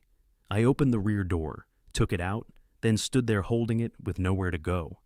The workbench was covered with the leftovers from the mixer restoration, old screws in a magnetic tray, 2 belts that had been the wrong size, a scrap of red paint testing different shades. I had kept the burned-out motor for no sensible reason. I sat on the rolling stool. After several minutes, the door from the house opened. Carol had put on slippers. I'm sorry, she said. I stared at the old motor. For what part? All of it. That isn't specific. Her mouth tightened. You've become demanding very quickly. I'm trying to understand. I'm sorry I wrote those words. I'm sorry I signed your name. I'm sorry I told Luke you expected an apology. And the fire? Yes. The preview? Yes. Why didn't you tell him clearly that I didn't dictate the card? Because I was still angry. So you let him keep believing it? Yes. The garage heater clicked on above us, blowing air that smelled faintly of dust. Carol wrapped her arms around herself. I'm not proud of it. What happens now? I don't know. Do you want to be married to me? She looked at me for a long time. Yes, she said. But not if staying married means I keep disappearing inside everything you don't say. It was a better answer than mine. My phone rang in my pocket. Luke. Carol saw his name on the screen. Answer it, she said. I did. Luke spoke before I could say hello. Mom just sent me 6 paragraphs explaining why I shouldn't blame you. I looked at Carol. Her face emptied. I didn't send him anything, she said. Luke heard her voice. I thought you were alone. She came into the garage. Of course she did. What message? I asked. The one where she says the card was really about your marriage. You've never understood emotional labor, and I should stay out of it. Carol held out her hand for the phone. I didn't give it to her. I wrote that before we talked, she said. When did you send it? I asked. I didn't. It was a draft. Luke said, It came through 10 minutes ago. Carol reached into the pocket of her robe and pulled out her phone. She stared at the screen. I must have hit send. 6 paragraphs, Luke said. Accidentally, I was upset. He went silent. Then he said, I'm done getting separate versions. I agree, I said. I wasn't asking. Luke's voice had changed. It was no longer angry. It was tired. Tomorrow night, he said. 9:30, after we close. Both of you. Tessa will be there because she's the only person in this family who finishes a sentence without assigning it to somebody else. Carol's eyes met mine. Luke said, If either of you sends me another explanation before then, I'm blocking both numbers." The call ended. Carol lowered her phone. "I'm not going to be put on trial in his restaurant," she said. I looked at the old burned-out motor on the bench. "Then don't defend yourself," I said. "Tell him the truth." Carol looked at me as if truth were another tool I expected her to hand me. "You think this is clean now," she said. "I confess, Luke forgives you, and everybody agrees I was the problem. I don't think he's going to forgive either of us. You looked pretty comfortable eating breakfast with him." I was terrified. She almost smiled. It vanished quickly. "I'm not going," she said. "Then tell him yourself. He said not to send anything. You can tell him tomorrow night." I said, "I'm not going." I picked up the burned-out motor and turned it in my hands. Blackened copper showed through one of the vents. "Then I'll go alone. And what will you say? That you decided not to come. What will you say when he asks why?" "I'll say to ask you." Carol stared at me. "You're enjoying this boundary?" she said. "Not particularly. You finally have one, and you're swinging it around like a new golf club. I don't play golf. That is not the relevant part of the sentence." She went back into the house. I stayed in the garage until my feet got cold, then put the old motor in a drawer. I did not know why I had kept it before. Now throwing it away felt too symbolic, and I was tired of symbols. Carol went to the restaurant with me. She spent most of the drive adjusting the heat. Too warm, then too cold, then too much air on her face. At one red light, she opened the visor mirror, looked at herself, and closed it without touching her hair. "You don't have to do this," I said. "You made that clear. I mean, you can ask to reschedule. So Luke can spend another day thinking I'm preparing my testimony." "I didn't say that." "No. It was implied. You hear a lot in things I don't say. I've had practice." I let that pass. The parking lot was almost empty. Through the front windows, I saw Tessa turning chairs upside down on tables. Luke stood at the register counting bills. Carol remained seated after I switched off the engine. "This was my idea," she said. "What was?" "After Thanksgiving. Telling him to apologize. I thought if he came to Christmas ready to say he was sorry, you'd stop freezing him out." "All right." And the card was my anger. "I know. No, I need to say it before we go inside, because in there I might start explaining." I turned toward her. She kept her eyes on the dashboard. "I wanted him to reject the gift," she said. "Maybe not return it. I didn't imagine that. But I wanted him to see through it." "Through what?" "Your grand gesture. It wasn't a trick. I know that now." "What changed?" "You told him the first cafe mattered." A snowplow moved along the street behind us, its yellow lights pulsing across her face. Carol said, "You meant it?" "Yes. I didn't think you did." "Why?" "Because I didn't." She opened the car door and stepped out before I could ask what she meant. The bell above the restaurant entrance had been switched off somehow, so we entered without the usual jingle. Tessa pointed us toward the back booth. 4 mugs waited on the table beside a pot of coffee and a plate holding 2 slices of pie. "Is the pie strategic?" I asked. "It was going stale," she said. "So, yes." Luke finished at the register, locked the cash drawer, and came over. He still wore his black cook's jacket. There was a spot of tomato sauce near the second button. The card lay in the center of the table. He had removed it from the twine. The cream paper looked smaller under the brass light. Carol's message faced up. My name sat at the bottom, as if I had arrived first and reserved the table. We sat, Luke and Tessa on one side, Carol and me on the other. Luke pushed the card toward us. "I'm going to ask questions," he said. "I don't want speeches." Carol folded her hands in her lap. "No one is on trial," Tessa added. "That's what people say right before a trial," Carol said. Tessa nodded. "Fair." Luke looked at me. "Did you know about the preview night?" "I knew you were planning one. Your mother told me it had been postponed because of the fire inspection." Luke looked at Carol. She swallowed. "That's what I told him. And you told me he didn't want to come." "Yes. Why?" Carol's eyes went to Tessa, then back to Luke. "Your father had been criticizing the menu, the hours, the size of the kitchen." "Why?" Luke repeated. "Because I wanted you to have one night without him making you feel like you'd done it wrong." I felt the answer physically, like something cold set against my chest. Luke said, "So you protected me?" "Yes, by making sure I spent the whole night watching the door." Carol's face crumpled. "I didn't know you would do that. You told me he chose not to come. I thought you'd be angry." "I was. Angry is easier for you then disappointed. Luke leaned back. Tessa reached for the coffee pot, but didn't pour. I said, "She's right about what I did before the preview. I criticized the menu." Luke looked at me. "You told Mom I'd be closed in 6 months. I said most restaurants that size don't survive 6 months without enough reserve. That sounds familiar. It wasn't a prediction about you. It was my restaurant, yes." Carol glanced at me, surprised by the answer. Luke tapped one finger on the table. "After the fire, I asked Mom to call you. She told me you had a retirement dinner. I was home," I said. He looked at Carol. "I thought he would make it worse," she said. "You said you called. I said I spoke to him." "No," you said. "Your father thinks you need to handle this one yourself." Carol closed her eyes. "Did he say that?" Luke asked. "No." The refrigerator compressors hummed behind the kitchen wall. "What did Dad actually say?" "Nothing. I didn't call him." Luke's fingers stopped tapping. Carol reached toward him, then seemed to remember the table between them and drew her hand back. "I thought I was helping," she said. "You keep saying that. I know. You knew how to get him there. You called him when the ice machine broke at the first cafe. That was different. How? You weren't ashamed yet?" The words landed before she could soften them. Luke looked down at the card. Tessa said, "Carol, I don't mean ashamed of himself. I mean embarrassed about the fire. You don't get to edit it after it's out," Luke said. "No," Carol whispered. "I suppose I don't?" He turned to me. "When I told her I wanted to open this place, she said you called it the same mistake twice." I remembered the conversation. Carol and I had been in the car outside a hardware store. She had told me Luke was considering another lease. I had said he couldn't afford to make the same mistake twice. I said something close to that, I admitted. Carol looked at me. Luke's jaw tightened. "So she didn't invent it?" "No." "What did you mean?" "That if you signed another bad lease, it could set you back for years." "You didn't know anything about the lease?" "That was the mistake I meant. Not the restaurant. You see how much work everybody has to do to get to the generous interpretation?" "Yes." "Did you want me to open it?"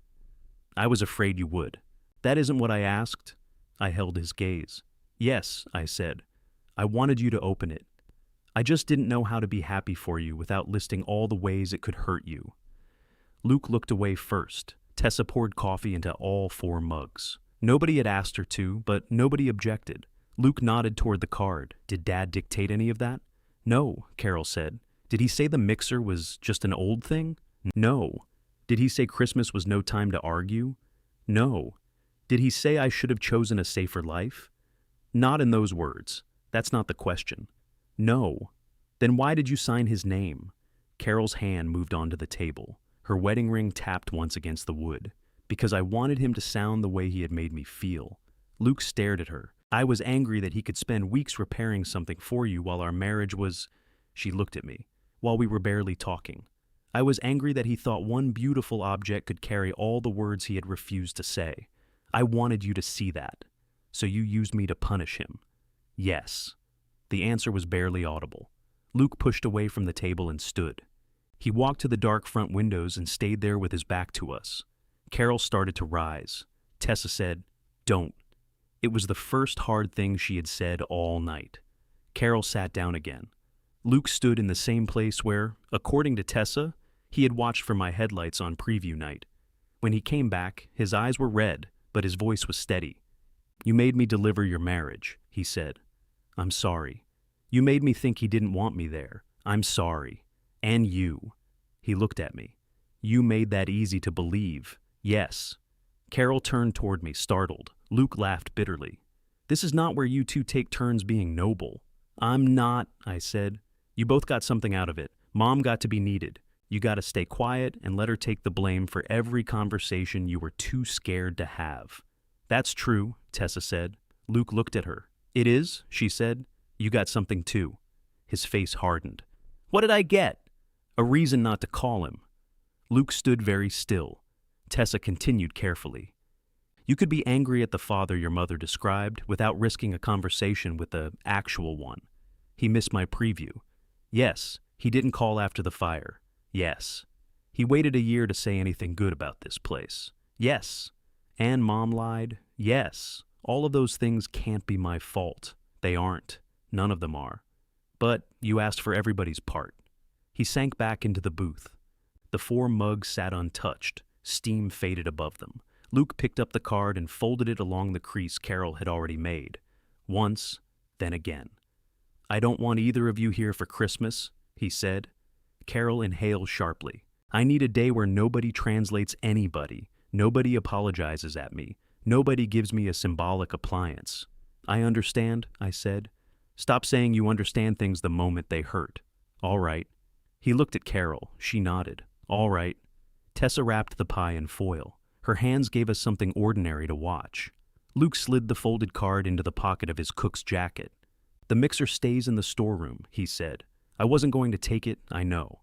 That was not forgiveness. It was not even kindness. But it was the first time he had said he knew something about me without Carol telling him." We left together. In the parking lot, Carol walked several steps ahead. When we reached the car, she put her hand on the roof, but did not open the door. "You looked relieved in there," she said. "When? When he said I used him." "I wasn't." "You were.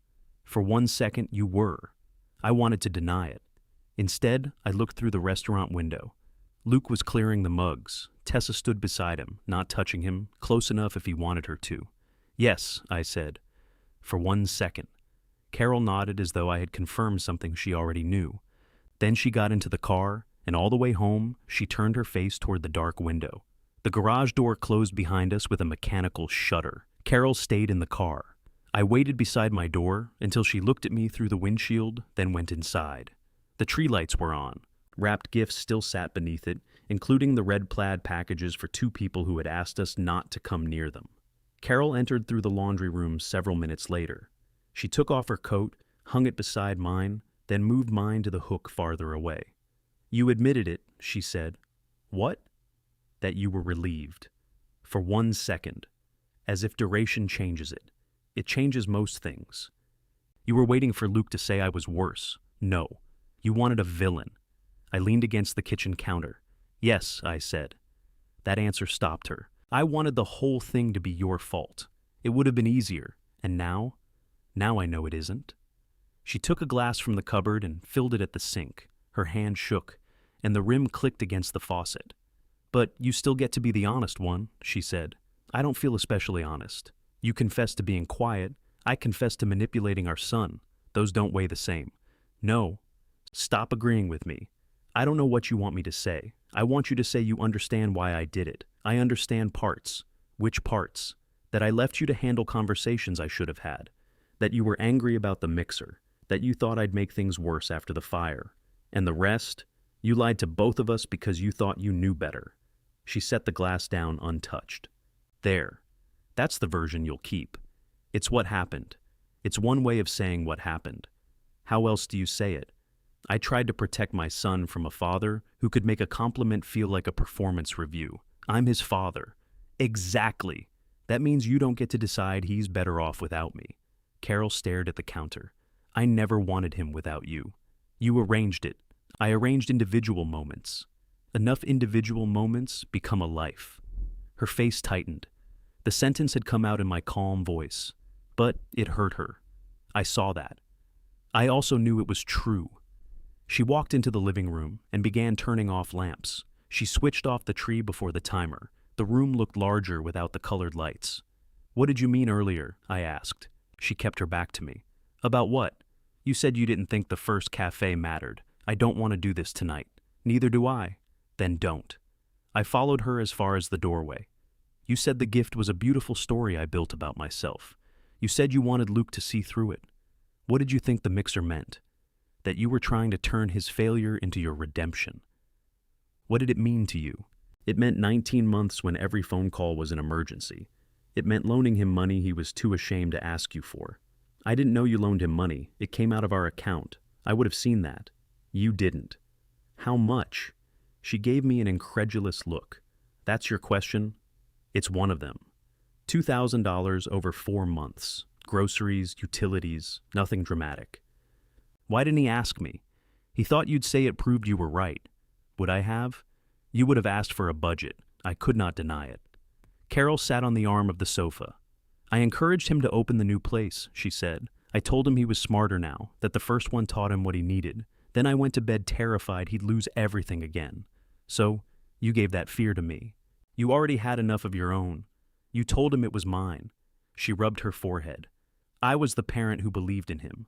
That was my job. You believed and worried. He couldn't hear both. You decided that. Yes. Her answer held no defense this time. It was simply tired. I sat in the chair across from her. The dark tree stood between us. We turned ourselves into two people for him, I said. You believed, I doubted. You did doubt. So did you. Yes. And I was proud. I know. You didn't then. No. We sat with that. At midnight, Carol went upstairs. I returned to the guest room. Christmas morning arrived without ceremony, no music, no coffee appearing beside the bed. No Carol telling me to shower before Luke and Tessa came, because I took too long when people were expected. I found her in the kitchen wearing the same old sweatshirt she'd worn after the box came back. She had made cinnamon rolls from a tube. 4 were arranged on a plate. The rest remained in the pan, touching like people in an elevator. Merry Christmas, I said.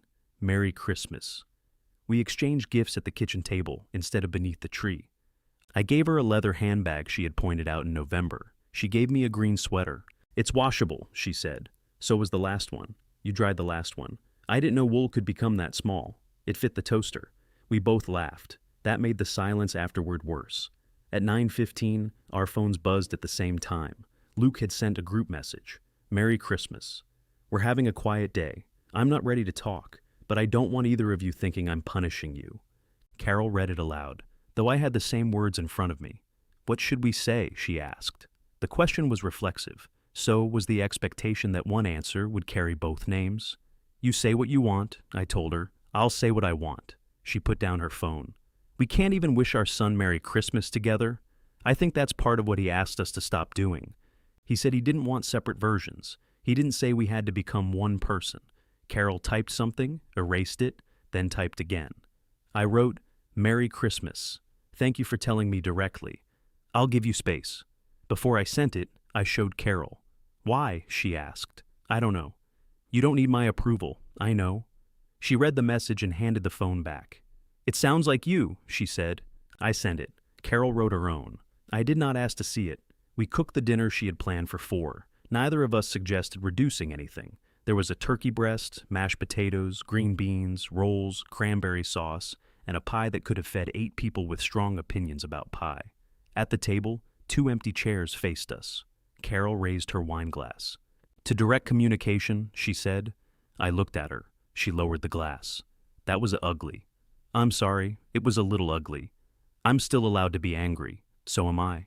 Yes. We ate. Halfway through dinner, she said, I want you to call Luke tomorrow. He asked for space. I want you to tell him we both made mistakes. We did. And that what happened wasn't me deliberately keeping you apart. I set down my fork. Some of it was deliberate. I didn't sit down with a plan. You made choices. So did you. I'll tell him that. No, you'll give him a balanced little list. Your silence, my lies. What word would you use? She flinched. I'm not trying to punish you, I said. It feels like it. I won't tell him something that makes the preview or the fire sound accidental.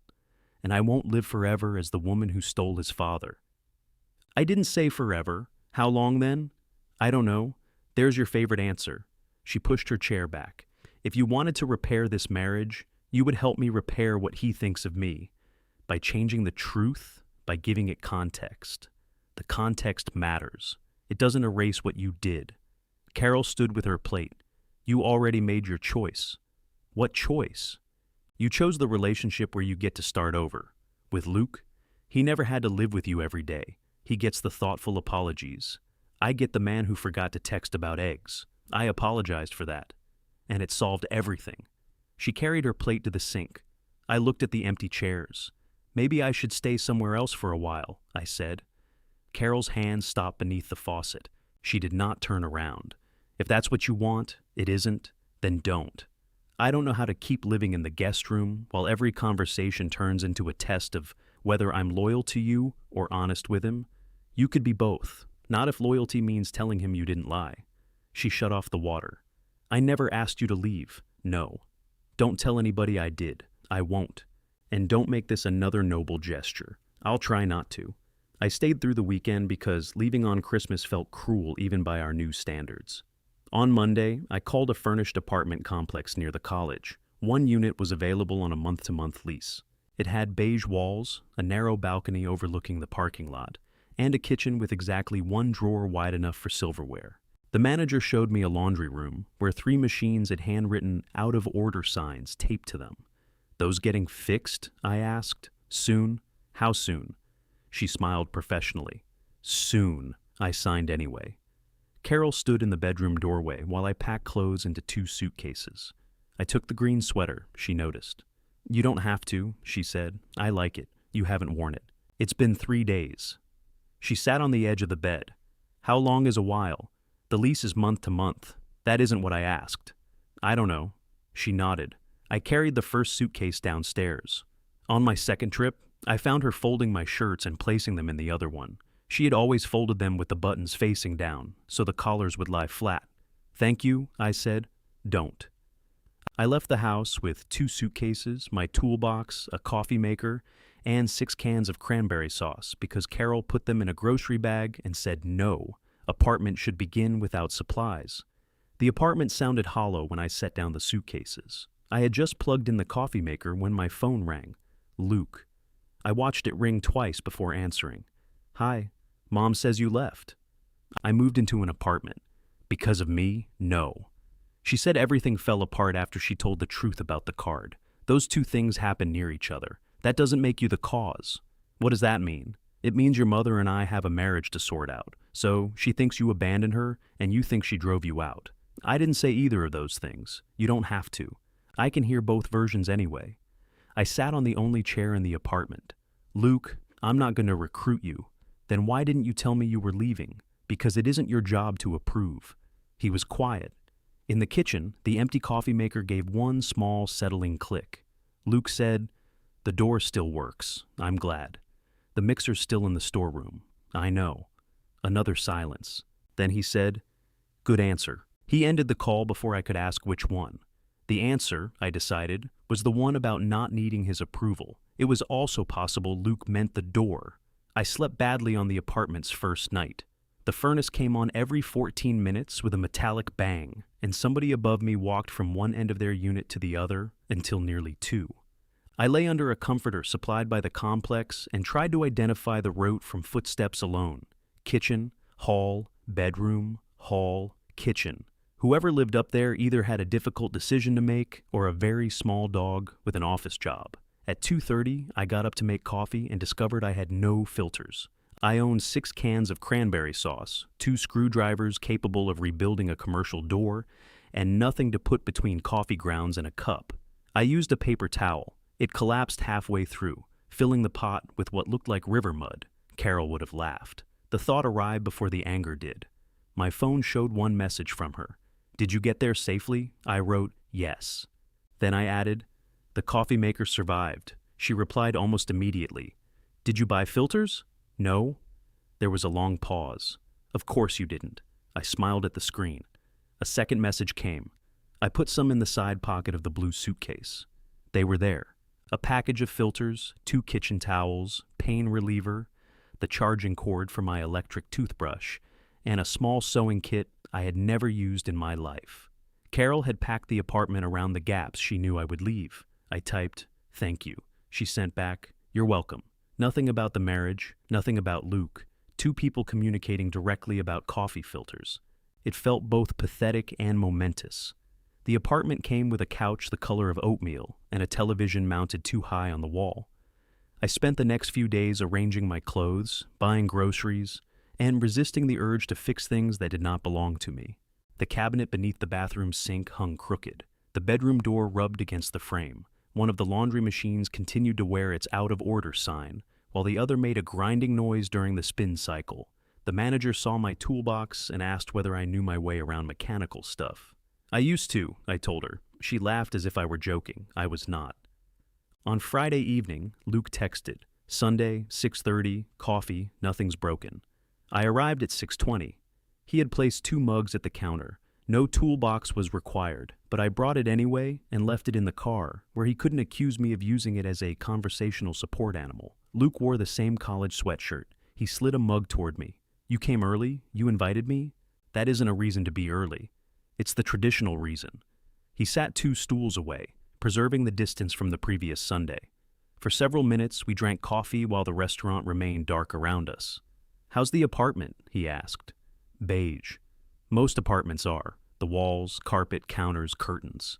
I think the building was decorated by oatmeal. You chose it. I chose availability. Mom says you took the cranberry sauce. She gave it to me.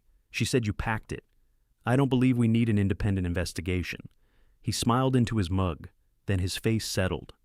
She thinks you left because she wouldn't tell me the card was all her fault.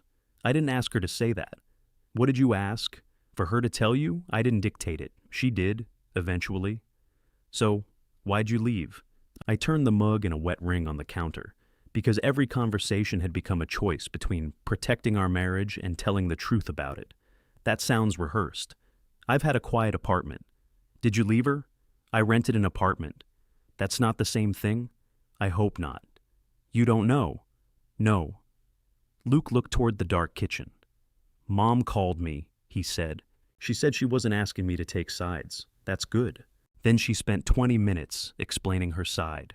I didn't answer. You can say something, he said. I told you I wouldn't discuss our marriage with you. You've become very committed to that. I'm trying. She said you're punishing her. I'm not. She said you won't come home unless she agrees with your version. I didn't say that. Then what would make you go home? I don't know. Luke sighed. You two say that a lot. It may be the first honest thing we've had in common. He drummed his fingers against his mug. Are you mad at me? He asked. For what? The restaurant meeting. No. For not inviting you at Christmas. No. For the mixer. You haven't done anything with the mixer. Exactly. That's yours to decide. It's taking up half the storeroom. It's not that large. It has an emotional radius. That made me laugh. Luke didn't. I don't know what happens if I open it, he said. There's a mixer inside. You know what I mean? I do. Do you? If you open it, you might feel like accepting it means accepting my apology, or agreeing with my version, or forgiving me before you're ready. He studied me. Yes, he said. It doesn't have to mean any of that. Then what does it mean? That you opened a box. Now you sound like Mom. I'll try to recover. The back door opened, and Tessa came in carrying a grocery bag. She stopped when she saw us, still not bleeding. We've raised the standard, Luke said. Now we're looking for emotional competence. How's that going? We made coffee. Good first step. She took a container of yogurt from the bag and disappeared into the kitchen. Luke looked at his watch. I have to start prep. I stood. You can stay, he said. I don't want to get in the way. You won't. What would I do? He pointed toward a crate of oranges. You can juice those.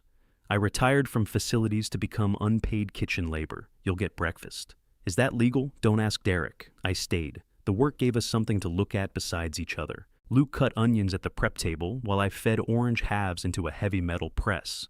Juice ran through the strainer and collected in a clear pitcher. Tessa moved between us, labeling containers. Nobody spoke about Carol. Before I left, Luke handed me a paper bag holding 2 biscuits and a jar of jam. For the apartment, he said. I have food. Cranberry sauce isn't food by itself. It can be with the right attitude. The following Sunday, there were 3 mugs. The Sunday after that, Derek had broken the dimmer switch by offering it too much encouragement. Luke asked if I would look at it.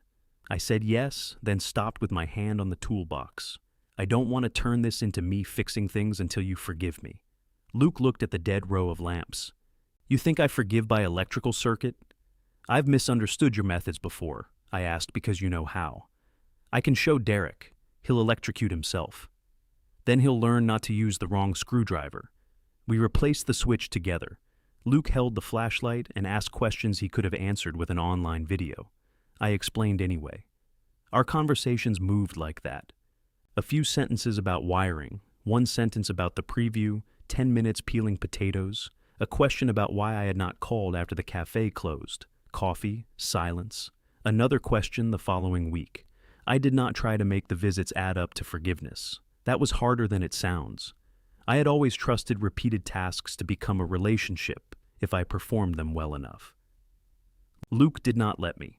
One Sunday, when I arrived with a replacement gasket he had not asked for, he handed it back.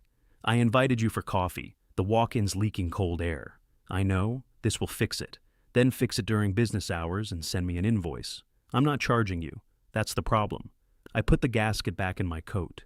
We drank coffee. Carol and I exchanged practical messages, mail, insurance cards, the date of a furnace inspection. She did not ask when I was coming home. I did not ask whether she wanted me to. Then, one evening, she left a voicemail. I made an appointment with a counselor, she said. For me, I'm not asking you to come. I realized I was about to ask Luke whether he thought I should, which is apparently how deep this goes. There was a breath that might have been a laugh. I miss you. That isn't a request. I'm just saying it myself. I listened twice. Then I called her. She answered with, "Is something wrong?" "No." "Oh, I got your message. I shouldn't have said I wasn't asking. That makes it sound like I was asking by not asking." "Probably." "Frank, I miss you too." The line went quiet. "Is that a request?" she asked. "No." "Good. Would you like to have lunch?" Yes, that was as far as we got. At the restaurant the next Sunday, Luke waited until I had finished my coffee before he said, "I need you to take the mixer." I felt the old instinct to go still. "All right. The storeroom delivery changes next week. We need the space." I said, "All right, I'm not returning it again. You're asking me to remove it. That's different, okay?" He looked annoyed by my agreement. "I might want it later," he said. "Then I'll keep it. I don't know when." "I have a lease. You gonna put it in your oatmeal living room?" It could use color. We carried the box to my SUV. The bottom had dried into ripples. The twine remained around it, but the cream card was gone. Luke rested one hand on the cardboard before I closed the rear door. "Don't fix it more," he said. "It's already fixed." You know what I mean? Apparently I often don't. He removed his hand. At the apartment, the box occupied most of my small dining table. I cut the twine and lifted the mixer out far enough to check the packing. Everything remained dry. The brass logo plate sat between the foam pieces exactly where I had placed it. I found a blank card in a drugstore the next day. It took 4 attempts. The first sounded defensive. The second sounded like something carved beneath a statue. The third contained the word journey, which was how I knew I had gone dangerously wrong. On the fourth I wrote, "I was proud that you tried. I was afraid you would lose everything, and I made fear sound like contempt." I should have said this myself. I signed my name. Then I placed the card inside the plastic, beneath the brass plate, closed the box, and retied the twine. It sat on the table for 8 days. On the 9th evening, someone knocked. Luke stood in the hallway with his hands in his coat pockets. His eyes went past me to the box. "I came for the mixer," he said. I stepped aside. Luke entered and looked around the apartment without taking off his coat. "This is depressing," he said. "It's furnished. Those aren't opposites." He walked to the balcony door and looked down at the parking lot. A shopping cart had been sitting beside the dumpster since I moved in. Nobody knew where it came from. The nearest grocery store was 2 miles away. "You can see 12 cars," he said. 13 when Mr. Kowalski's girlfriend visits. "You know your neighbors?" "I know their parking habits. That's not the same thing. It is in an apartment complex." He turned toward the box. I had retied the twine neatly, but the cardboard still carried every crease from its travels. My house to his house to mine to the restaurant to the apartment. There was no clean side left. "What changed?" I asked. I decided I wanted it. "Why?" "You ask a lot of questions for somebody who spent most of his life not talking. I'm making up for lost time. I don't know why. I just kept picturing it sitting here. It's been fine.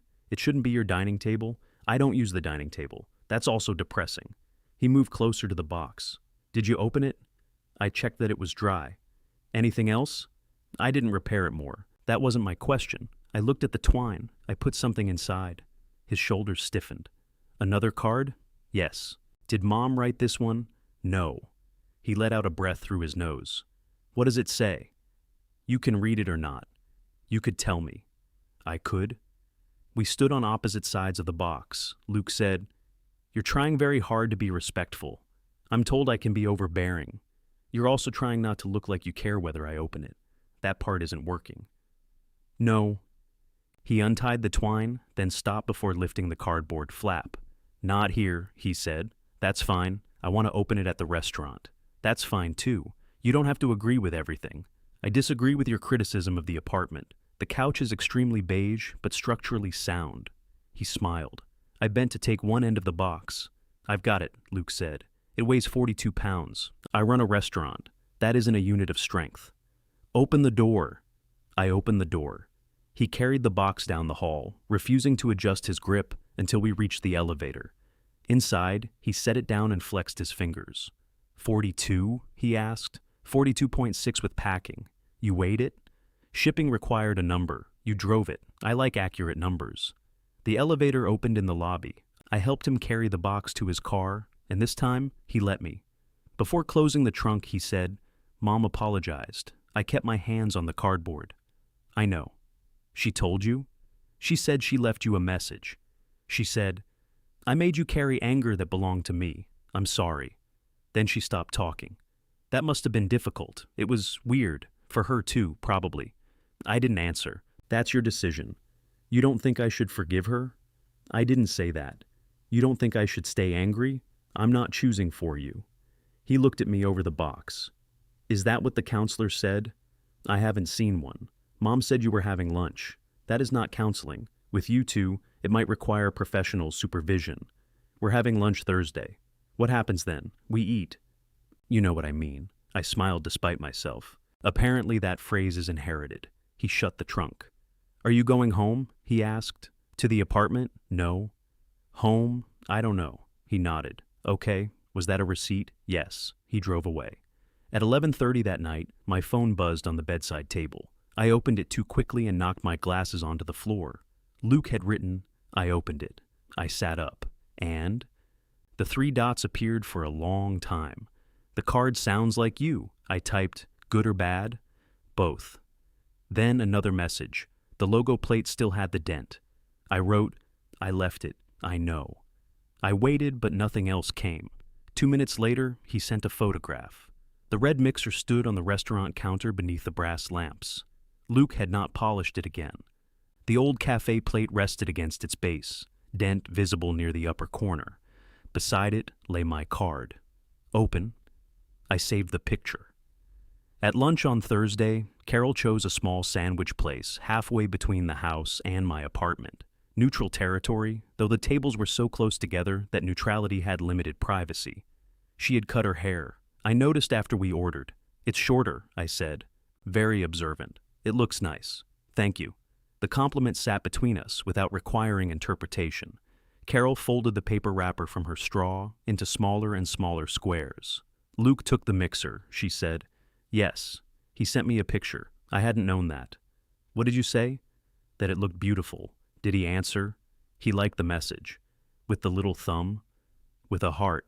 That seems good. It's a digital shape, Frank. It's more than nothing. She looked down at the paper square. My counselor says I turn uncertainty into activity. That sounds familiar.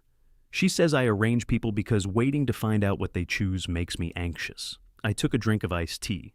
Do you agree? I hate it, so probably. Our sandwiches arrived. Carol had ordered turkey without mayonnaise and then asked for mayonnaise on the side. She had always done that. I had never understood the advantage. She spread it on the bread herself. I don't know if I want you to move home, she said. I put down my sandwich. That's not where I thought this was going. I know. I thought you'd enjoy the surprise. Do you want you home? Yes. Sometimes. That's honest. It's also peaceful without you. I'm glad. No, you aren't. No. She smiled. I miss you, she said. I don't miss checking whether you're angry every time you stop talking. I don't miss being responsible for both of our friendships. And I don't miss hearing you load the dishwasher like the plates have betrayed you. You put bowls on the bottom rack. They get clean. They block the spray. Look at us. Communicating. We ate half our sandwiches before I said, I miss the house. Do you miss me? Yes. What about me? The way you say good morning before you're actually awake, your feet being cold, you knowing where the coffee filters are. That last one is domestic labor. I know. I'm trying to notice it. What don't you miss? I considered the question, being told what I mean. She nodded. I don't want to do that anymore. I believe you want to stop. That is a very careful sentence. Yes. What would make you trust me? Time? How much? I don't know. She threw a pickle slice at me. It struck my shirt and fell into my lap. The man at the next table looked over. My wife is expressing frustration, I told him. Carol laughed so hard she had to cover her mouth. We met for lunch again the next week, then dinner. We tried one session with her counselor together and spent the first 20 minutes disagreeing about whether a story from our anniversary was relevant. It was relevant. I disliked that too. I kept the apartment. Luke kept inviting me on Sundays, though sometimes we talked without making coffee, and sometimes we made coffee without talking. The mixer disappeared from the counter after a week. I did not ask where it went. In March, he called and asked whether I thought adding a second dinner service on Sundays was a mistake. You want my opinion? I asked. I'm calling you, aren't I? I need numbers, he groaned. I also need to know what you want, I added. There was a pause. Then we talked for 40 minutes. He added the service. It worked for 2 months, then wore out the kitchen staff, and he cut it back. He told me, before he told Carol, that frightened me more than it pleased me. I did not want to become the new person who knew first. Did you call your mother? I asked. Why? Because she'll want to know. You can tell her. No. He sighed. Right, he called her. The snow melted. The shopping cart beside the dumpster vanished. The laundry machine was repaired by a man who used the correct screwdriver, but left 2 screws in his pocket. Carol and I learned to stop saying Luke thinks unless Luke had said the words directly. When one of us slipped, the other asked, Did he tell you that? At first it sounded like an accusation. Eventually it became an ordinary question. Luke met Carol for coffee in April. I knew because she told me afterward, not because she asked me to prepare her. I did not ask what they discussed. You're dying to know? She said. Yes. I'm not telling you. Good. Are you going to survive? I have cranberry sauce. She kissed my cheek when she left the apartment. By summer, she sometimes stayed for dinner. By fall, I sometimes stayed at the house, though I still slept in the guest room. Neither of us called it reconciliation. Words had become too important to use ahead of facts. Thanksgiving belonged to Luke and Tessa. Halfway through dinner, I questioned the price of a new supplier's turkeys. Luke told me I was doing it again. I said he was right. The conversation lasted 20 seconds and did not destroy the holiday. Carol reached for the mashed potatoes and said, Your father means? Then she stopped. I'm sorry, she said. Frank, what do you mean? I mean, the turkeys seem expensive. Luke nodded. They are. Tessa raised her wine glass. A family miracle. Nobody apologized for having an opinion. The first week of December, Luke sent Carol and me separate invitations with identical wording. Christmas Eve, restaurant after close, 10 o'clock. You are both invited, no gifts requiring a hand truck. I replied, I have learned my lesson. Carol called me that evening. Are you going? She asked. Yes. So am I. She hesitated. I want to say something to him, she said, then say it. I don't know if it'll help. That isn't always the reason to say something. You've become annoyingly wise. I'm writing that down. On Christmas Eve, I picked her up at the house. She wore a dark green dress and carried one envelope in her own hand. No gift, no package. Her name was written in the upper corner, Luke's in the center. Is that a card? I asked. Yes. What does it say? My words. I opened the passenger door for her. At the restaurant, the brass lamps were glowing. Tessa had set 4 places at the counter. Behind it stood the red mixer, plugged in and waiting. The dented logo plate had been mounted on the wall above it, inside the frame that had been empty all year. Luke saw us looking. I decided what belonged there, he said. The brass plate looked smaller inside the frame than it had in my hand. Luke had mounted it against a piece of dark green fabric. The dent remained in the upper corner, and the old cafe's name curved across the metal in the lettering he had designed when he was 29, and certain good coffee could defeat bad math. Beneath it, on a narrow shelf, sat the restored mixer. You put it out here, I said. That's generally what people do with displays. I thought you might use it in the kitchen. The kitchen equipment has to survive, Derek. That's a higher standard. Tessa came through the swinging door carrying a pot. He broke a ladle today, she said. How? I asked. We stopped investigating causes. It helps morale. She set the pot on a trivet at the center of the counter. Luke took our coats and hung them near the entrance. Carol kept the envelope. The restaurant looked different after hours. Without customers, every sound traveled. The scrape of a stool, the refrigerator motors, the soft clicking of metal cooling in the kitchen. Snow had begun outside, collecting at the bottom of the dark windows. Tessa uncovered the pot. "Soup," she said, "because I refuse to cook another holiday meal after feeding 200 people today." "It smells wonderful," Carol said. "It came from the restaurant." So did the 200 people. Luke placed bread and butter on the counter. "Sit down before this turns into an event." "It is an event," Tessa said. "Your mother wore a dress. Your father's sweater has no visible stains." "It's new," I said. "It's a year old," Carol said. "I have a generous definition of new." We sat, but Carol placed the envelope beside her bowl instead of putting it away. Luke noticed. He pretended not to. Tessa served the soup. It was tomato with roasted peppers, thick enough to support the spoon for a second before it fell sideways. Luke looked at me. "Don't say anything about margins. I was going to compliment the texture, then proceed. The texture is excellent." "Thank you." Carol smiled into her bowl. For a while, we kept to safe subjects. The snow. A server who had quit and returned within the same week. The apartment laundry machine, which had broken again after somebody tried washing a weighted blanket in it. Luke asked whether I was still sleeping there. Yes. Carol tore her bread in half. "You're still staying at the house sometimes," Luke said. "Yes." "Where?" "The guest room." "That's not staying. That's visiting with back pain."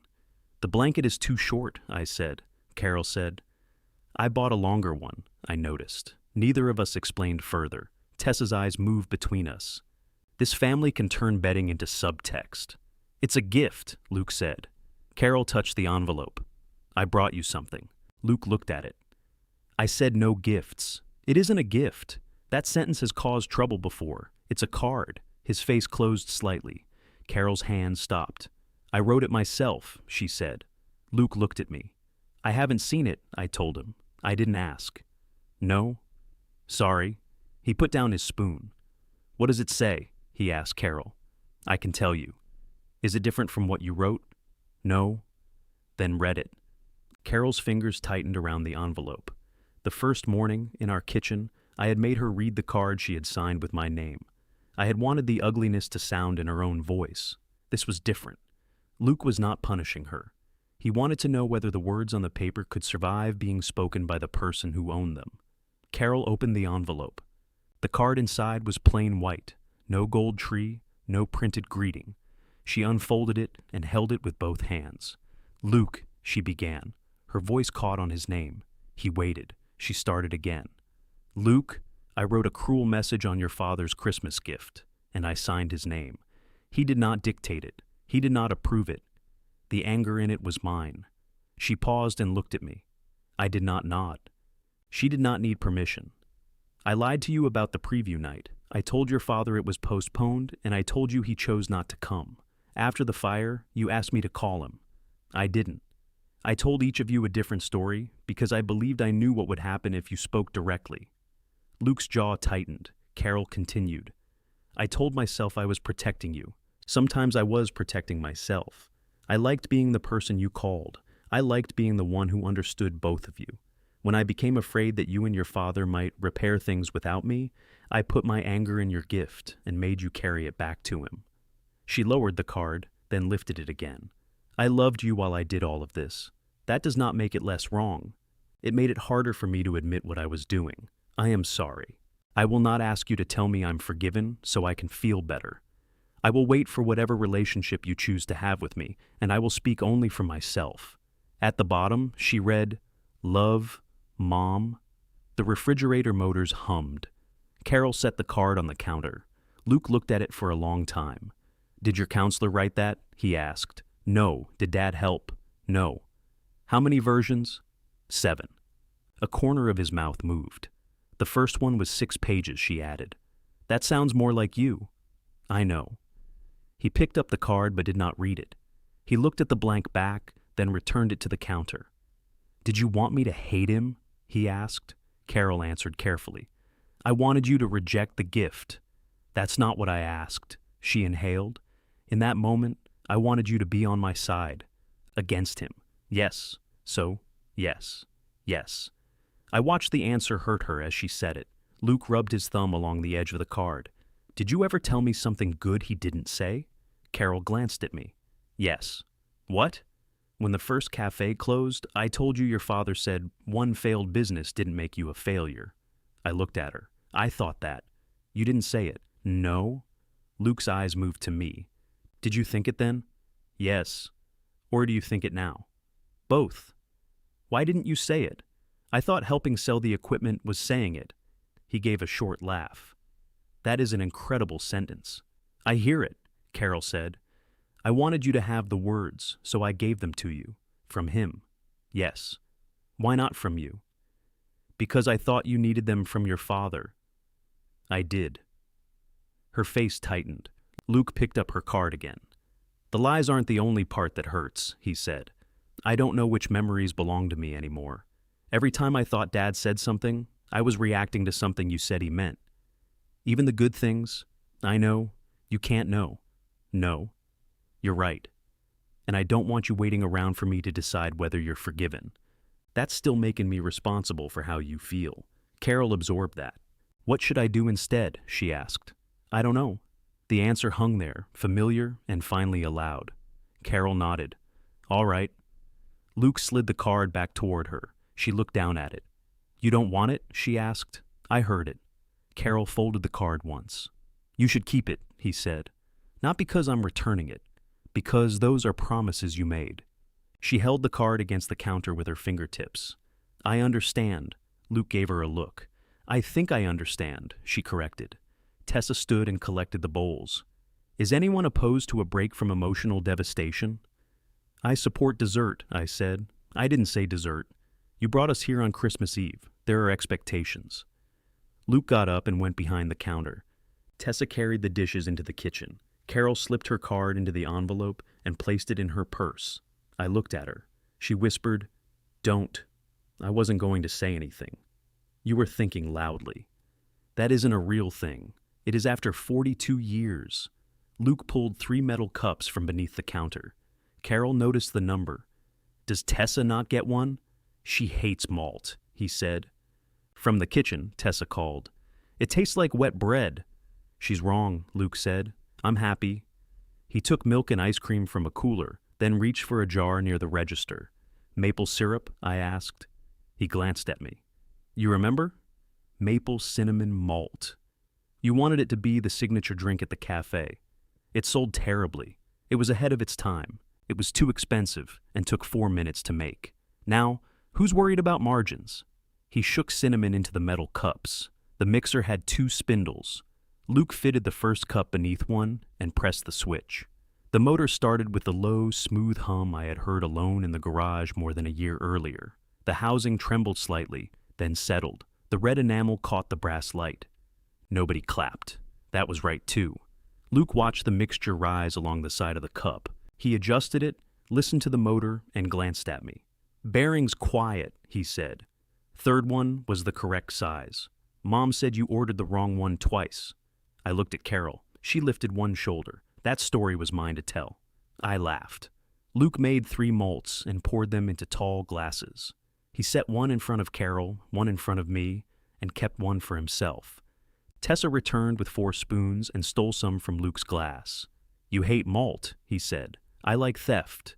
We raised the glasses without making a toast. The drink was too sweet, too thick, and still took 4 minutes to make. It tasted exactly like the first cafe. Luke set his glass down. I blamed you for not calling, he said to me. You had reason. I didn't call either. You were waiting for me. I was also scared you'd say exactly what Mom said you thought. I might have said something bad. I know. I would have come after the fire. I know that now. He turned the glass slowly between his palms. Tessa was right. Mom's version gave me a reason not to risk hearing yours. You didn't create the version, no. But I kept using it after I was old enough to call you myself. I started to tell him he did not owe me an apology. Then I stopped. That hurt, I said. His eyes lifted. Not hearing from you hurt, I continued. And I made it easy for you not to call. Both are true. He nodded. I'm sorry, he said. Thank you. The words felt small and sufficient. Luke took our empty glasses and rinsed them in the sink. The mixer remained on the counter. a few drops of pale foam clinging to one spindle. Carol watched him. "Am I allowed to ask whether you're coming to the house Sunday?" she said. "Yes. Are you?" "I don't know yet." "All right, I might." Her face brightened, then carefully did not brighten too much. "Okay," she said. Tessa leaned beside me at the counter. "You two still living separately?" she asked quietly. "Yes." "Good." I looked at her. "Not good forever," she said. "Good until you know why you're changing it." That sounds annoyingly wise. I learned from an old man. "Which one?" She smiled and moved away. Luke returned carrying a blank cream card and a black marker. For one irrational second, my chest tightened. He set them in front of me. "What's this?" "Something for the display." I thought the brass plate was the display. People keep asking what it is. You own a restaurant. You should be able to explain old equipment. I can. I want you to write it. Carol went very still beside me. I looked at the blank card. "What do you want it to say?" Luke leaned his arms on the counter. "I want to know what you say." The marker felt heavier than it should have. I wrote slowly, in block letters. "This mixer came from Luke's first cafe. That place closed, but nothing he built there was wasted." I stopped. Luke read it upside down. Then he took the marker and added beneath my sentence, "Motor restored by my father, Frank Mercer." He placed the card on the shelf beneath the framed brass logo. Carol touched my hand. She did not tell me what the display meant. I did not ask. Outside, the snow covered the parked cars and softened the street.